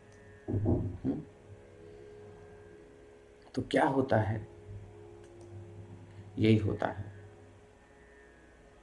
तो जब इसी से समझ लेना चाहिए, तो मन जब केंद्रित हो जाता है भगवान में, तो बड़े प्रेम से, बड़े सत्य के, परम सत्य के मार्ग की ओर अग्रसर होता है, यानी भगवान की ओर वो मन धावित होता है, दौड़ता है। तो इसके बारे में भगवान बता रहे हैं। दूसरा श्लोक, स्वधर्माचरणं शक्त्या विधर्माच्च निर्निवर्तनम् दैवाल्लब्धेन संतोष आत्मविचरणार्चनम। अब यहां पर भगवान बता रहे हैं कि देखो, स्वधर्माचरणम, जो बात हमने पीछे छोड़ी थी, वो अब हम बताएंगे। भगवान ने जो कहा है उसको अभी प्रसंग आ गया है कि देखो, घर में हम जब कुछ रहते हैं, काम करते हैं, तो क्या होता है कि हमारे परिवार के लोग जो होते हैं समझते नहीं हैं कि क्या है, भजन कितना श्रेष्ठ है, भक्ति कितनी श्रेष्ठ है। तो विरोध भी कर सकते हैं, कुछ ताने भी कर सकते हैं। तो क्या करना है, चिंता नहीं करनी है। भगवान कह रहे हैं स्वधर्माचरणम शक्त्या, जितनी शक्ति है आपके पास, अपना धर्म का पालन करो। जो पत्नी है तो पत्नी के धर्म का पालन करे, माँ है तो बेटे की परवरिश करे, पति है तो पत्नी परिवार की सबकी सेवा करे ठीक से। उनको जितनी मूलभूत आवश्यकताएं उनको दे। अब कोई कामनाओं की झड़ी लगा दे कि भैया इससे काम नहीं, उससे काम नहीं, वो तो फिर आपको समझना चाहिए। तो प्रैक्टिकल भी नहीं है कि आदमी की बेचारा कर्जा लेकर के और कार लेके आए, लोन पर ले लो कार जी, हमारे पास कार नहीं है जी। बाइक से काम चल सकता है तो कार की क्या ज़रूरत है, और कार है तो पुराना मॉडल है जी, अब नया ले लो जी, महंगी वाली ले लो जी। बेचारा प्रेम में होता है तो वो ले लेता है लोन, फिर उसे क्या करें, फिर टेंशन में आ जाता है। फिर श्रीमती जी मोटी होती हैं, श्रीमान जी पतले हो जाते हैं, दुबले, चिंता में, ऐसे ही परिहास कर रहे हैं। तो ये समझना है। तो क्या करना है, अपने स्वधर्म का पालन करना है, लेकिन ये नहीं कि गलत इच्छाओं को पूरा करना है, ये भी इसमें आ गया। तो स्वधर्म, अपना धर्म क्या है, जो भी मिनिमम रिक्वायरमेंट्स हैं जो कि एक गृहस्थ को चाहिए, उसके लिए परिश्रम करना चाहिए, सबको व्यवस्था देनी चाहिए। और उसके बाद फिर अब कोई भजन करने को मना करे तो सुनना नहीं चाहिए, फिर नहीं सुनना चाहिए। बोले मैंने आपकी सेवा कर दी, मैंने अपनी ड्यूटी पूरी कर दी, अब ये मेरी पर्सनल लाइफ है, ये मेरा आत्मा का जीवन है, ये मेरे असली जीवन है, भगवान की सेवा की बात है, ये है, इसमें आपकी एंट्री नहीं है। आपका काम यदि मैं नहीं करूं तब कहना, तो इस प्रकार से बस थोड़ा सा दृढ़ता भी होनी चाहिए, कोई विरोध नहीं करना है, कुछ बोलना नहीं है, वो तो अज्ञानी है, हम तो ज्ञानी है, तो इसलिए हमको कुछ कहना नहीं, लेकिन अपने काम को भी नहीं छोड़ना है, यानी कि भजन करना है और कार्यों को भी निभाना है। तो स्वधर्म आचरणम शक्त्या, जितनी शक्ति है उतना करो, अपनी शक्ति भर। और विधर्माच निवर्तनम, जो गलत है, शास्त्र विरुद्ध है, उसको तो चाहे कोई कितना भी पकड़ के कह ले, नहीं करेंगे तो नहीं करेंगे। जो गलत है तो वो कैसे कर देंगे, हाँ सही को हम करेंगे। और फिर उस स्वधर्म के आचरण से, ब्राह्मण है, क्षत्रिय है, वैश्य है, बिजनेसमैन है, शूद्र है, नौकरी कर रहा है तो शूद्र है, तो अपने अपने धर्म के आचरण से जो कुछ भी दैवाल लब्धेन, जो कुछ भी प्राप्त हो जाए उसमें संतोष रखना चाहिए। अब आजकल क्या है, बहुत सारे लोग जो गांव की खेती को छोड़कर, गांव के बने बनाए अच्छे घर को छोड़कर शहरों में आ गए हैं, दिल्ली में आ गए, मुंबई में पहुंच गए, ने कहां कहां चले गए, और वहां भी कोई सुख से नहीं रह रहे, छोटे से कमरे में रह रहे हैं, किराए पर रह रहे हैं, ऐसे भी कुछ लोग हैं। तो दैवाल लब्धेन, जब घर में आपको रोटी कपड़ा और मकान मिल रहा है, आराम से जीवन चल रहा है, तो फिर टेंशन क्यों ले रहे हो, एक्स्ट्रा एफर्ट क्यों कर रहे हो? उससे भजन भी छूटेगा और कुछ खास मिलेगा भी नहीं, समय तो जा ही रहा है। जितना इकट्ठा करोगे छोड़ करके जाना है, एक फूटी कौड़ी तो साथ में जाएगी नहीं। इसलिए यदि रोटी कपड़ा और मकान की व्यवस्था अपने गांव में हो रही है, शांति से यानी इजीली हो रही है, दैवाल लब्धेन, तो उसमें संतोष करना चाहिए। संतोष, दैवाल लब्धेन संतोष, प्रारब्ध से जो मिल जाए उसमें संतोष, और शेष समय भगवान का चिंतन, आत्मविचरणार्चनम, भगवान के चरणों की अर्चना करनी चाहिए, पूजन करना चाहिए, उनका स्मरण करना चाहिए। जो स्वरूप सिद्ध है, जो अपने बारे में जान गया है कि मैं ये शरीर नहीं हूं, मेरा संसार से कोई संबंध नहीं है, यहाँ तो केवल टाइम पास करना है, और जब तक है तो कुछ अच्छा कर जाएं बस। तो यथाशक्ति कर्तव्य निभाएं, और जो प्रारब्ध से प्राप्त हो उसमें संतोष रखते हुए, और भगवान की और भगवान के भक्तों की, गुरु के चरण कमलों की पूजा करनी चाहिए। यही इस श्लोक में कहा गया। तीसरा श्लोक 28वें अध्याय का। ग्राम्य धर्म निवृत्तिश्च मोक्ष धर्म रतिस्तथा मितमेध्यादनम शश्वत विविक्त क्षेम सेवनम। मनुष्य को चाहिए कि परंपरागत धार्मिक प्रथाओं का परित्याग कर दे और उन प्रथाओं में अनुरक्त ना हो जो मोक्ष मार्ग प्रशस्त करने वाली हैं। उसे स्वल्प भोजन करना चाहिए और सदैव एकांतवास करना चाहिए, जिससे उसे जीवन की चरम सिद्धि प्राप्त हो सके। तो यहाँ पर क्या कहा गया कि धार्मिक प्रथा का मतलब क्या है? ग्राम्य धर्म, परंपरागत कौन से? जो ग्राम्य धर्म है। ऐसा नहीं है कि जो अच्छे काम है उनको त्याग दे। ग्राम्य धर्म का अर्थ है जो कि इंद्रियों की तृप्ति के लिए, कुछ ऐसी काम होते हैं आदमी केवल मौज मस्ती के लिए करता है, इंद्रिय इच्छाओं की तुष्टि के लिए कुछ उसने धार्मिक नियम बना लिए हैं। जैसे कि बकरे की बलि चढ़ाते हैं कुछ लोग देवी को। किस लिए भाई, किस लिए? अगर बलि से देवी प्रसन्न होती तो 5वें स्कंद में वर्णन आ रहा है, देवी को उनके भक्तों ने ही, देवी के बड़े शुद्ध भक्त थे, बड़े प्यारे लाडले थे, और उन्होंने क्या किया, बकरे तो काटते ही थे, सो उन्होंने एक दिन क्या किया, ऋषभ देव को, क्षमा कीजिए, जड़ भरत जी को पकड़ करके ले गए, और जड़ भरत जी की बलि चढ़ाने के लिए जैसे ही तलवार उठाई, देवी ने कहा तुम्हारी तो ऐसी की तैसी, तुम क्या कर रहे हो, हद हो गई। मतलब तुम अब भगवान के भक्तों को भी बलि चढ़ाने लगे, चलो तुम्हारी बलि मैं चढ़ा देती हूँ, झंझट ही खत्म। तुम तो बोलने लायक भी नहीं हो, लेकिन अब बोलना पड़ेगा तुमसे। तो क्या किया उन्होंने, उन्हीं की बलि यानी मुंडों को उड़ा दिया, उनके धड़ से अलग कर दिया, और रक्तपान करने लगी योगिनियां, उनकी जो सेविकाएं हैं, साफ करने लगी, भाई आराम से सब पी जाओ। तमोगुण की सब अधिष्ठात्र देवी, शिवजी हैं तो अधिष्ठात्र देवता, तो बस अपना वो अपना कार्य कर दिया। तो अगर उनको बलि प्यारी होती तो फिर वो क्यों मारती? ऋषभ देव, वो जड़ भरत जी को क्यों, मारने वालों को क्यों मारती? अर्थात बलि उनको प्यारी नहीं है। बलि का अर्थ क्या है? बलिदान का मतलब क्या है? बलि महाराज भगवान के भक्त थे, ये भी कथा आएगी ना आगे 8वें स्कंध में। तो बलि महाराज ने क्या किया? अपना सब कुछ दान कर दिया। क्या कर दिया? सब कुछ दान कर दिया। तो जब बलि महाराज ने अपना सब कुछ दान कर दिया तो हुआ क्या? उनका वो दान प्रसिद्ध हो गया बलिदान। बलि ने जो दान किया था, क्या किया था? बलि ने सारी त्रिलोक की संपत्ति भगवान को दान कर दी। और त्रिलोकी की संपत्ति दान करने के बाद लोग कहते हैं कि वो तो जबरदस्ती ले ली थी, भगवान ने छल करके ली। अरे भाई, अगर किसी के साथ छल होता है, धोखा होता है, तो वो प्रसन्न होता है क्या? नहीं, वो अप्रसन्न होता है। और कोई उससे मांगे कुछ और तो वो देता है क्या? बोले नहीं देगा। बोले तुमने धोखे से लिया, अब तो बिल्कुल नहीं दूंगा। फिर ये करता है कि आगे से देना बंद कर देगा उसको। लेकिन बलि महाराज ने क्या किया? बलि महाराज ने तो भगवान के द्वारा लिए गए दान, यद्यपि छल यसी विक्रमणे बलिमद्भुत वामन, छल से भगवान ने दान लिया, लेकिन बलि तो भगवान के भक्त थे। बोले छल छलिया तो ये है ही, कोई बात नहीं, ठाकुर तो छल करते ही रहते हैं।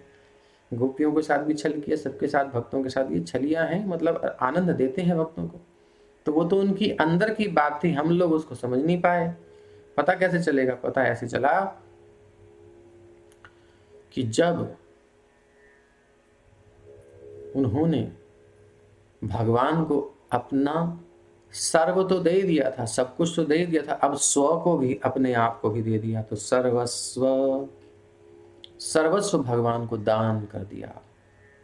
यानी अपनी मस्तक को भगवान के सामने झुका करके कहते हैं बलि महाराज कि पदम श्री श्री में कुरुम। तृतीय जो पद है आपका, तीसरा जो चरण है, जो डग भरनी है, 2 डगों में तो आपने त्रिलोकी नाप ली, तीसरा पग रह गया जो दान में दिया था, वो आप मेरे मस्तक पर रख लो, अर्थात मुझे भी अपना बना लो। ये प्रेम की बात है उधो, बंदगी तेरे बस की नहीं है। तो बलिदान तेरे बस की नहीं है। किसी के बच्चे को मार देना, बलि दे देना बड़ा आसान है। अपनी बलि दो ना। बलिदान करना है तो अपना करो, यानी भगवान के चरणों में समर्पित कर दो। ये है असली बलिदान। लेकिन लोग इसको नहीं जानते, इसीलिए वो ऐसे ऐसे काम करते हैं जो गलत होते हैं। तो इसलिए तो ये जो कुछ ऐसी प्रथाएं हैं, धार्मिक परंपरागत प्रथाएं, उसके लिए यहां कहा गया ग्राम्य धर्म निवृत्तिश्च, जो उनको त्याग देना चाहिए।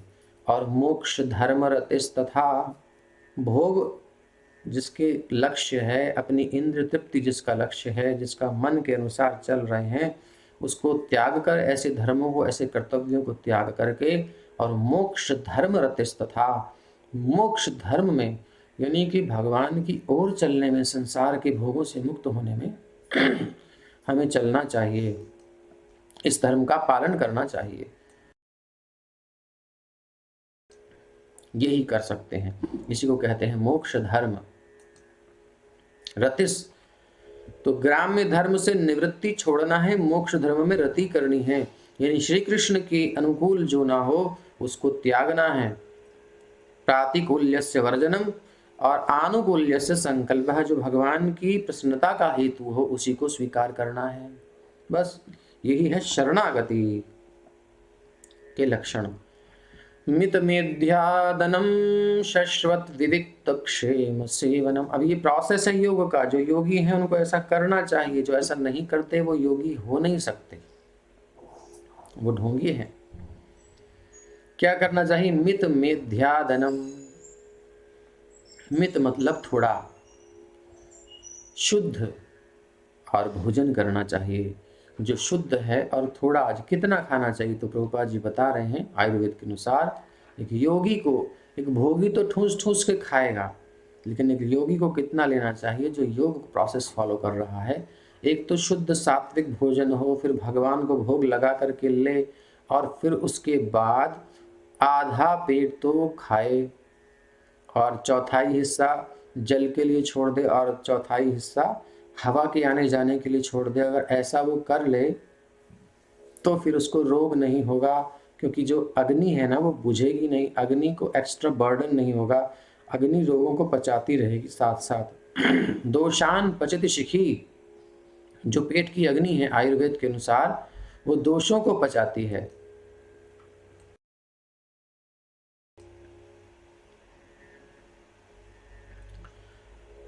भोजनम भोजनम पचति शिखी, भोजन को पचाती है पहले, और अगर आहार ना हो, आहारम पचति शिखी दोषान आहार वर्जितः, सही श्लोक ये है, स्मृति नहीं थी।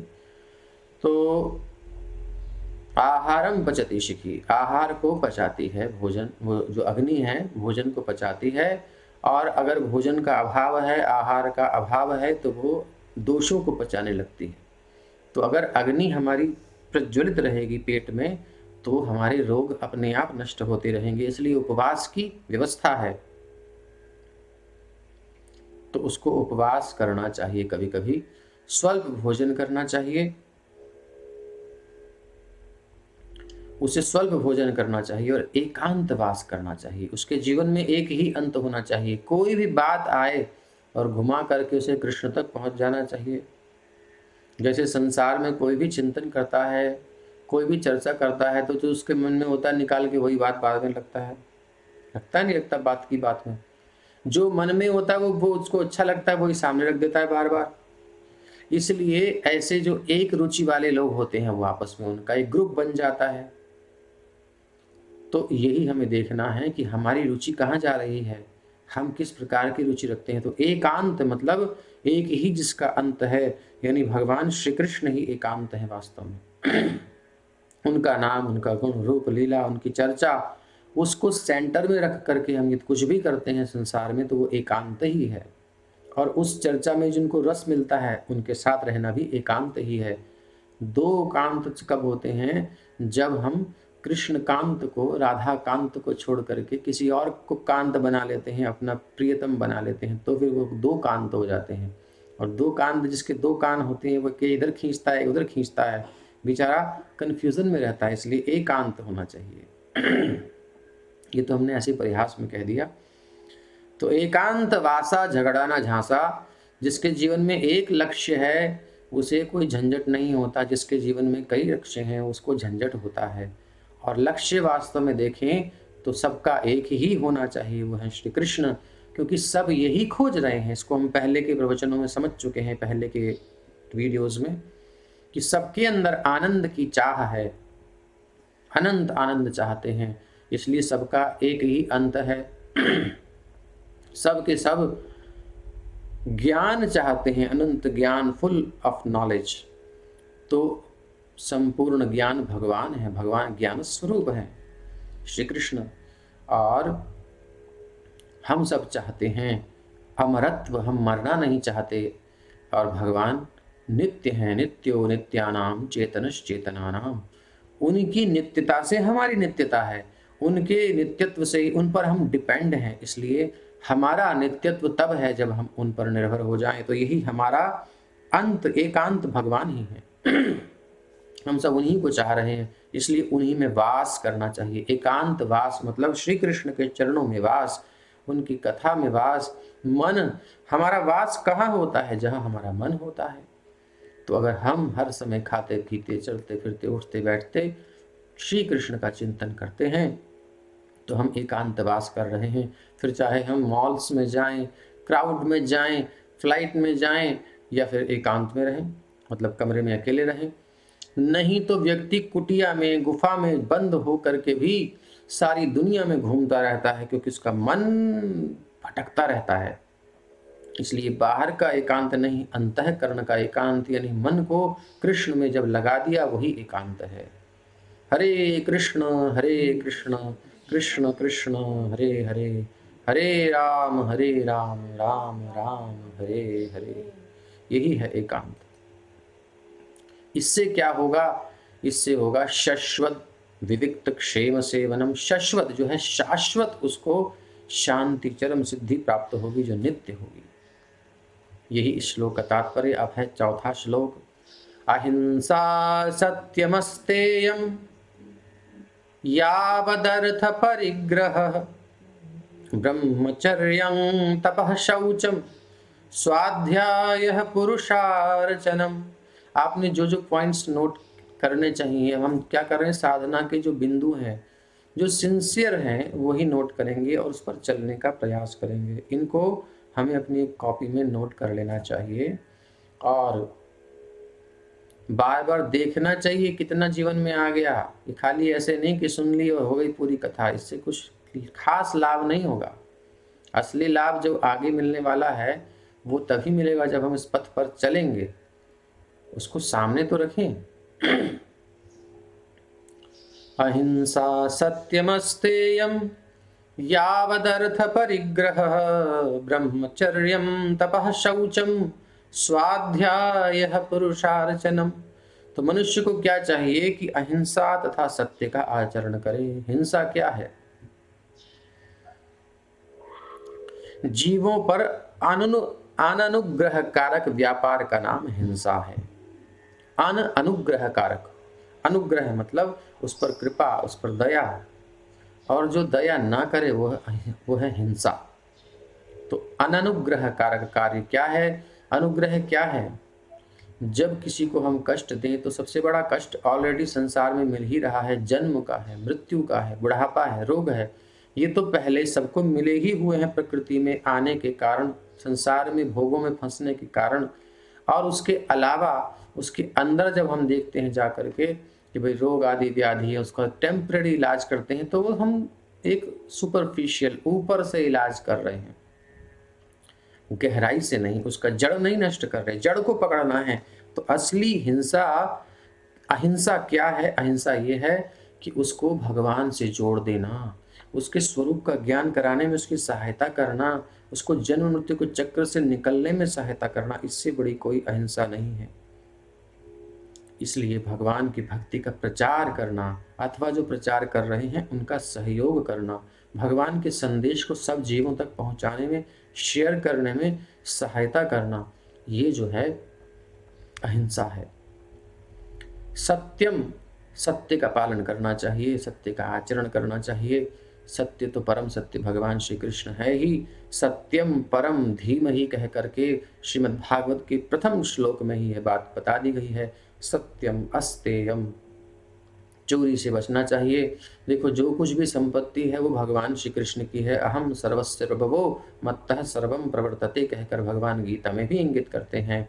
और देखो ये जो प्रकृति अष्टधा प्रकृति भगवान कहते हैं, भूमि रापो नलो वायु खम मनो बुद्धि रेव च अहंकार तृतीयम भिन्ना शक्तिरष्टधा। ये जो है भगवान की जो शक्ति है, तृतीयम में भिन्ना शक्तिरष्टधा, ये भगवान की शक्ति है। तो भगवान की वस्तु को हम अपने भोग के लिए उपयोग करें, अपनी मान लें, अपना स्टैंप लगा लें, तो ये तो चोरी हुई ना। इसलिए चोरी नहीं करनी। जो कुछ है श्री कृष्ण का है। मन में ये जान करके व्यवहार में हमें कुछ करना पड़ता है वो अलग बात है, बट इंटरनली हमें याद रखना चाहिए कि ये सब श्री कृष्ण का है। अस्तेयम यावद अर्थ परिग्रह, जितना जरूरी हो उतना ही हमें उपयोग में लाना चाहिए। अब कलेक्शन कर करके हम रखे जा रहे हैं, कहाँ का इन्वेस्ट करे जा रहे हैं, नीड नहीं है। भविष्य के लिए भी निधि सुरक्षित हो चुकी है, हमारे बच्चे वगैरह सब अच्छे से रहें, ठीक रहे, हाँ ठीक है। फिर उसके बाद भी हमारी डिजायर्स खत्म नहीं हो रही तो फिर वो हम योग नहीं कर सकते, फिर तो भोग ही चलेगा। इसलिए यावद अर्थ परिग्रह, जितने से हमारा जीवन यापन हो जाए, पेट भर जाए, उसमें संतोष रखें।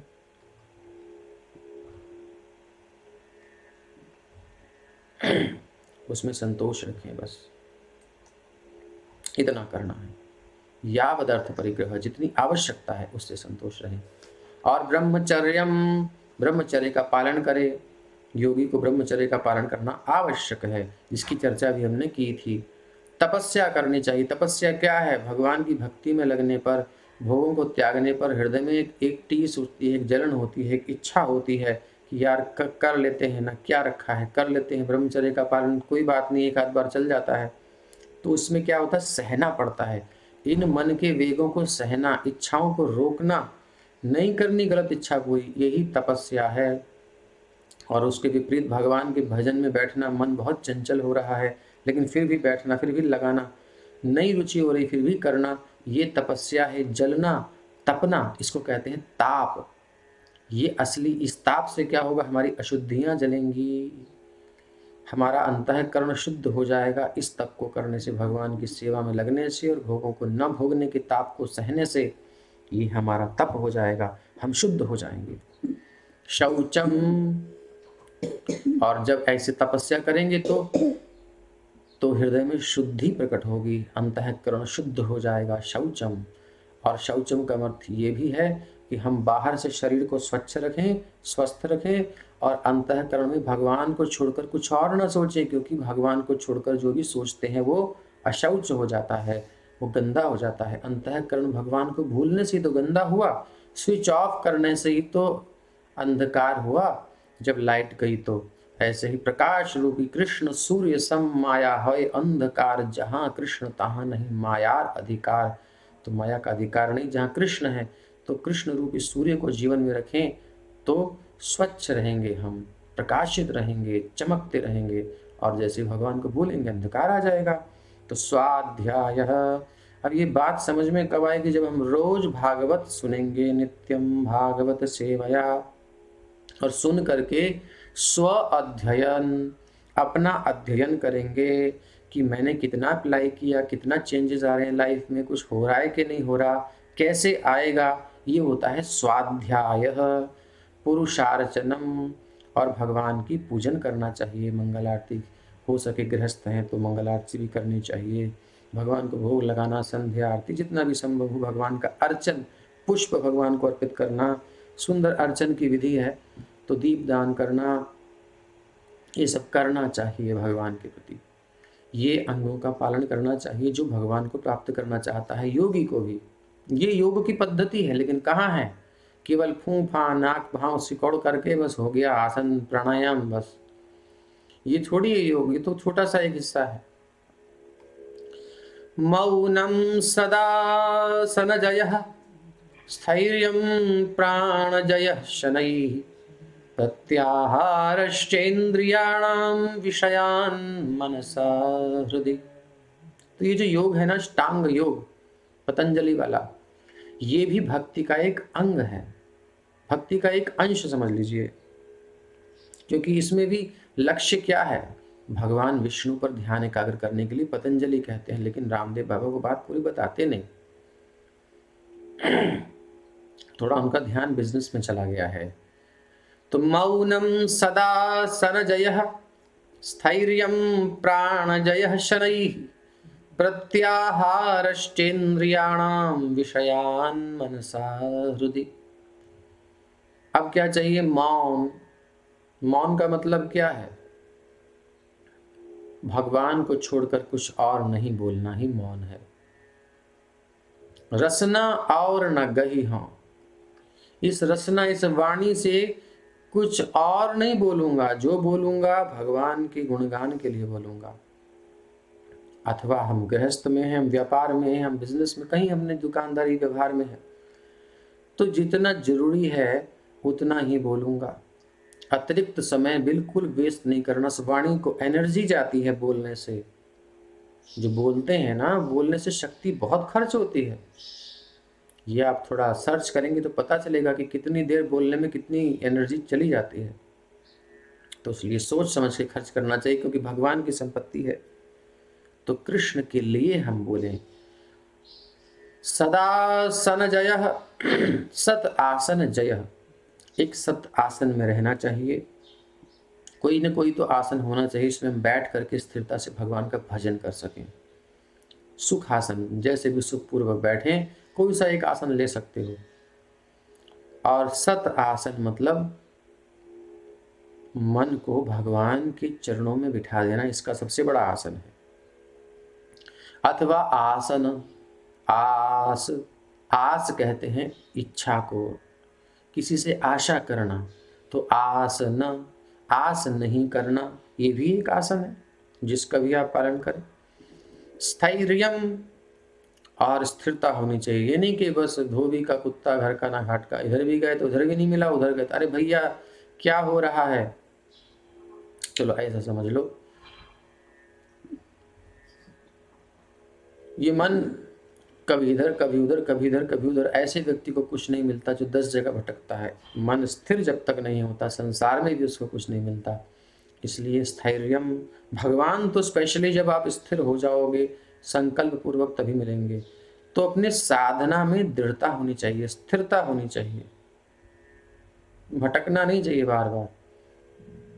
अब जब आप श्रीमद् भागवत के श्रवण में लगे हैं तो इस साधना को अच्छे से अध्ययन कीजिए, मनन कीजिए, चिंतन कीजिए, प्रश्न उत्तर दीजिए कि हाँ कितना समझ में आया। आउटपुट से पता चलता है कि क्या पकड़ रहे हैं आप लोग। तो स्थैर्यम, प्राण जयः, और जो है प्राणों को जीतना यानी प्राणवायु को जीतना चाहिए। तो अनुलोम विलोम भी कर सकते हैं, मगर एक चीज है, प्राण जय का मतलब है हर सांस सांस पर नाम रट। हर सांस पर भगवान का नाम चले तो मान लो हमने प्राण जीत लिए। हरे कृष्ण कृष्ण कृष्ण हरे हरे, हरे राम राम राम हरे हरे। प्राण जय शनैः, शनैः, धीरे धीरे, एकदम से नहीं होगा। अभ्यास अभ्यास, भगवान बार बार कहते हैं अभ्यास करो और नित्य प्रति लगन से उत्साह के साथ करते रहो, धीरे धीरे सब चीजें हो जाएंगी। प्रत्याहारश्चेन्द्रियाणाम विषयान मनसा हृदि, और प्रत्याहार के द्वारा इंद्रियों को बचाना है भोगों से, विषयों को बाहर कर देना है, और जो सही चीज है उसी को मन में लेके आना है। सुनना वही, देखना वही, ऐसे ही हर जगह पर हमें वही ग्रहण करना है। आहार, प्रति इंद्रिय के द्वारा जो आहार हम ग्रहण करते हैं, चेन्द्रियाणाम, उसको कहते हैं प्रत्याहार। तो सही यानी भगवान विषयक चर्चा, अच्छी टॉक, अच्छा चिंतन हमारे अंदर होना चाहिए, गलत नहीं, किसी का अहित की भावना नहीं। विषयान मनसा हृदि, तो विषयों को मन से बाहर कर देना, हृदय यानी हृदय से, मन से, और विषयों को बाहर कर देना है और भगवान को अंदर बिठा लेना है बस। कृष्णा इन माया आउट, और माया इन तो ऑलरेडी कृष्णा आउट, तभी माया इन। तो इसलिए कृष्ण को आने दो, माया अपने आप चली जाएगी। स्वधिष्ण्यानामेकदेशे मनसा प्राणधारणं वैकुंठलीलाभिध्यानं समाधानं तथात्मनः। अब शरीर के भीतर ये योग की पद्धति है, और ये जो है ना योग मिश्रा भक्ति है, यानी कि योग में भक्ति का मिश्रण किया जा रहा है, प्योर भक्ति नहीं है। इसलिए चिंता मत करना, ये सब नहीं हो तो अपन तो शुद्ध भगवान की कथा सुन रहे हैं, हरि नाम जप ही रहे हैं, इसलिए कोई टेंशन नहीं है इसकी ना भी हो तो। लेकिन जो योगी हैं उनके लिए भगवान बता रहे हैं। मैया ने पूछा है कि भैया ये योग के बारे में थोड़ा बताइए, तो बता रहे हैं।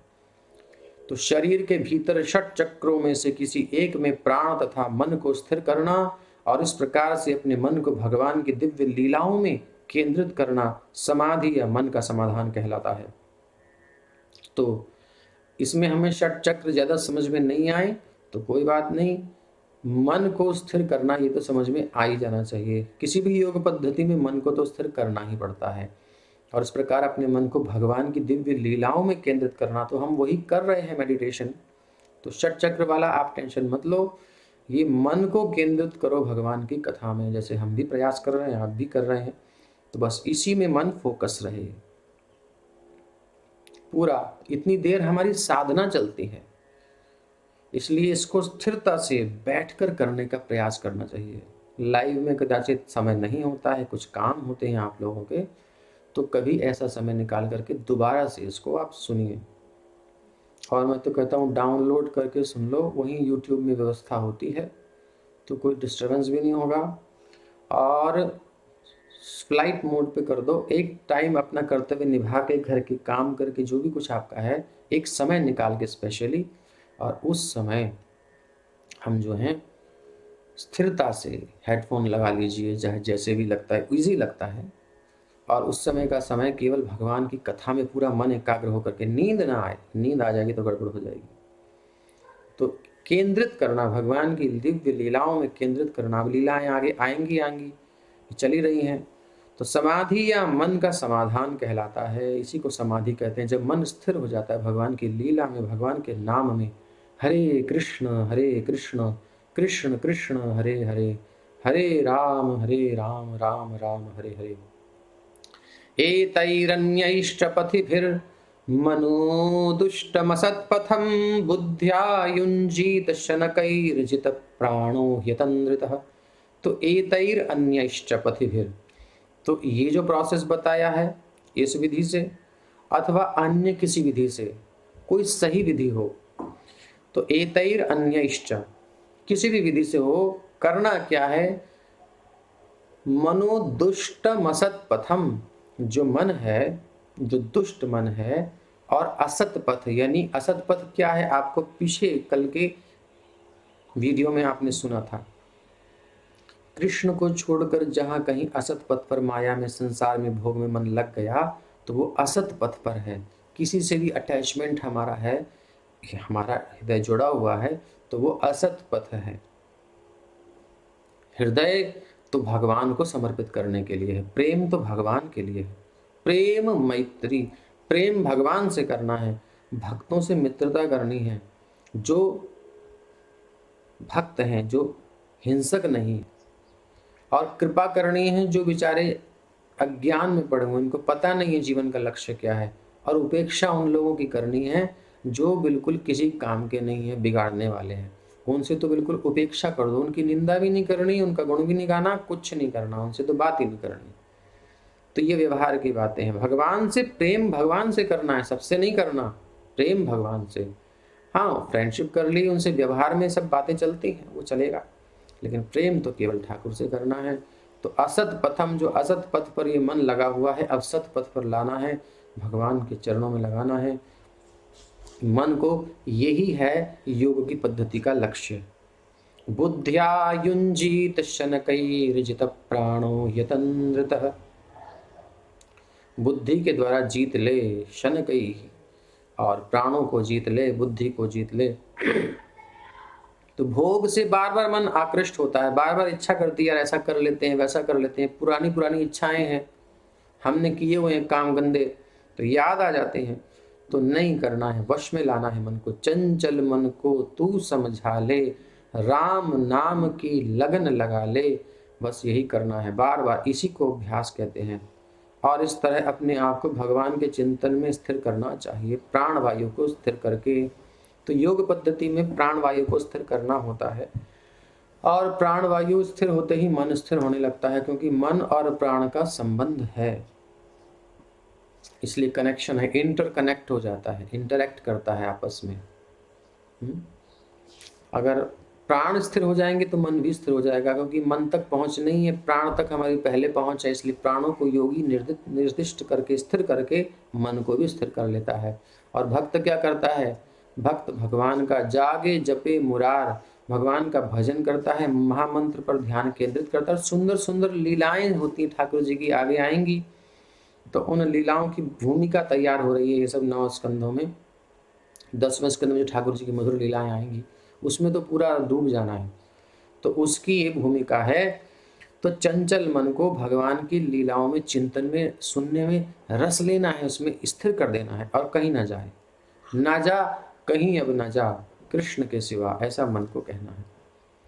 शुचौ देशे प्रतिष्ठाप्य, अब यहाँ पर बता रहे हैं किस प्रकार से आसन बैठना है, क्या करना है। तो ये प्राणायाम, प्रत्याहार, धारणा, आसन, यम नियम आसन, फिर प्राणायाम, फिर प्रत्याहार, फिर धारणा, ध्यान, समाधि, सब आएंगी, बातें चलती रहेंगी, इसको हम कल श्रवण करेंगे। तो अभी यही विश्राम देते हैं। किसी का कोई प्रश्न है? किसी का कोई प्रश्न हो तो कर सकता है, और नहीं हो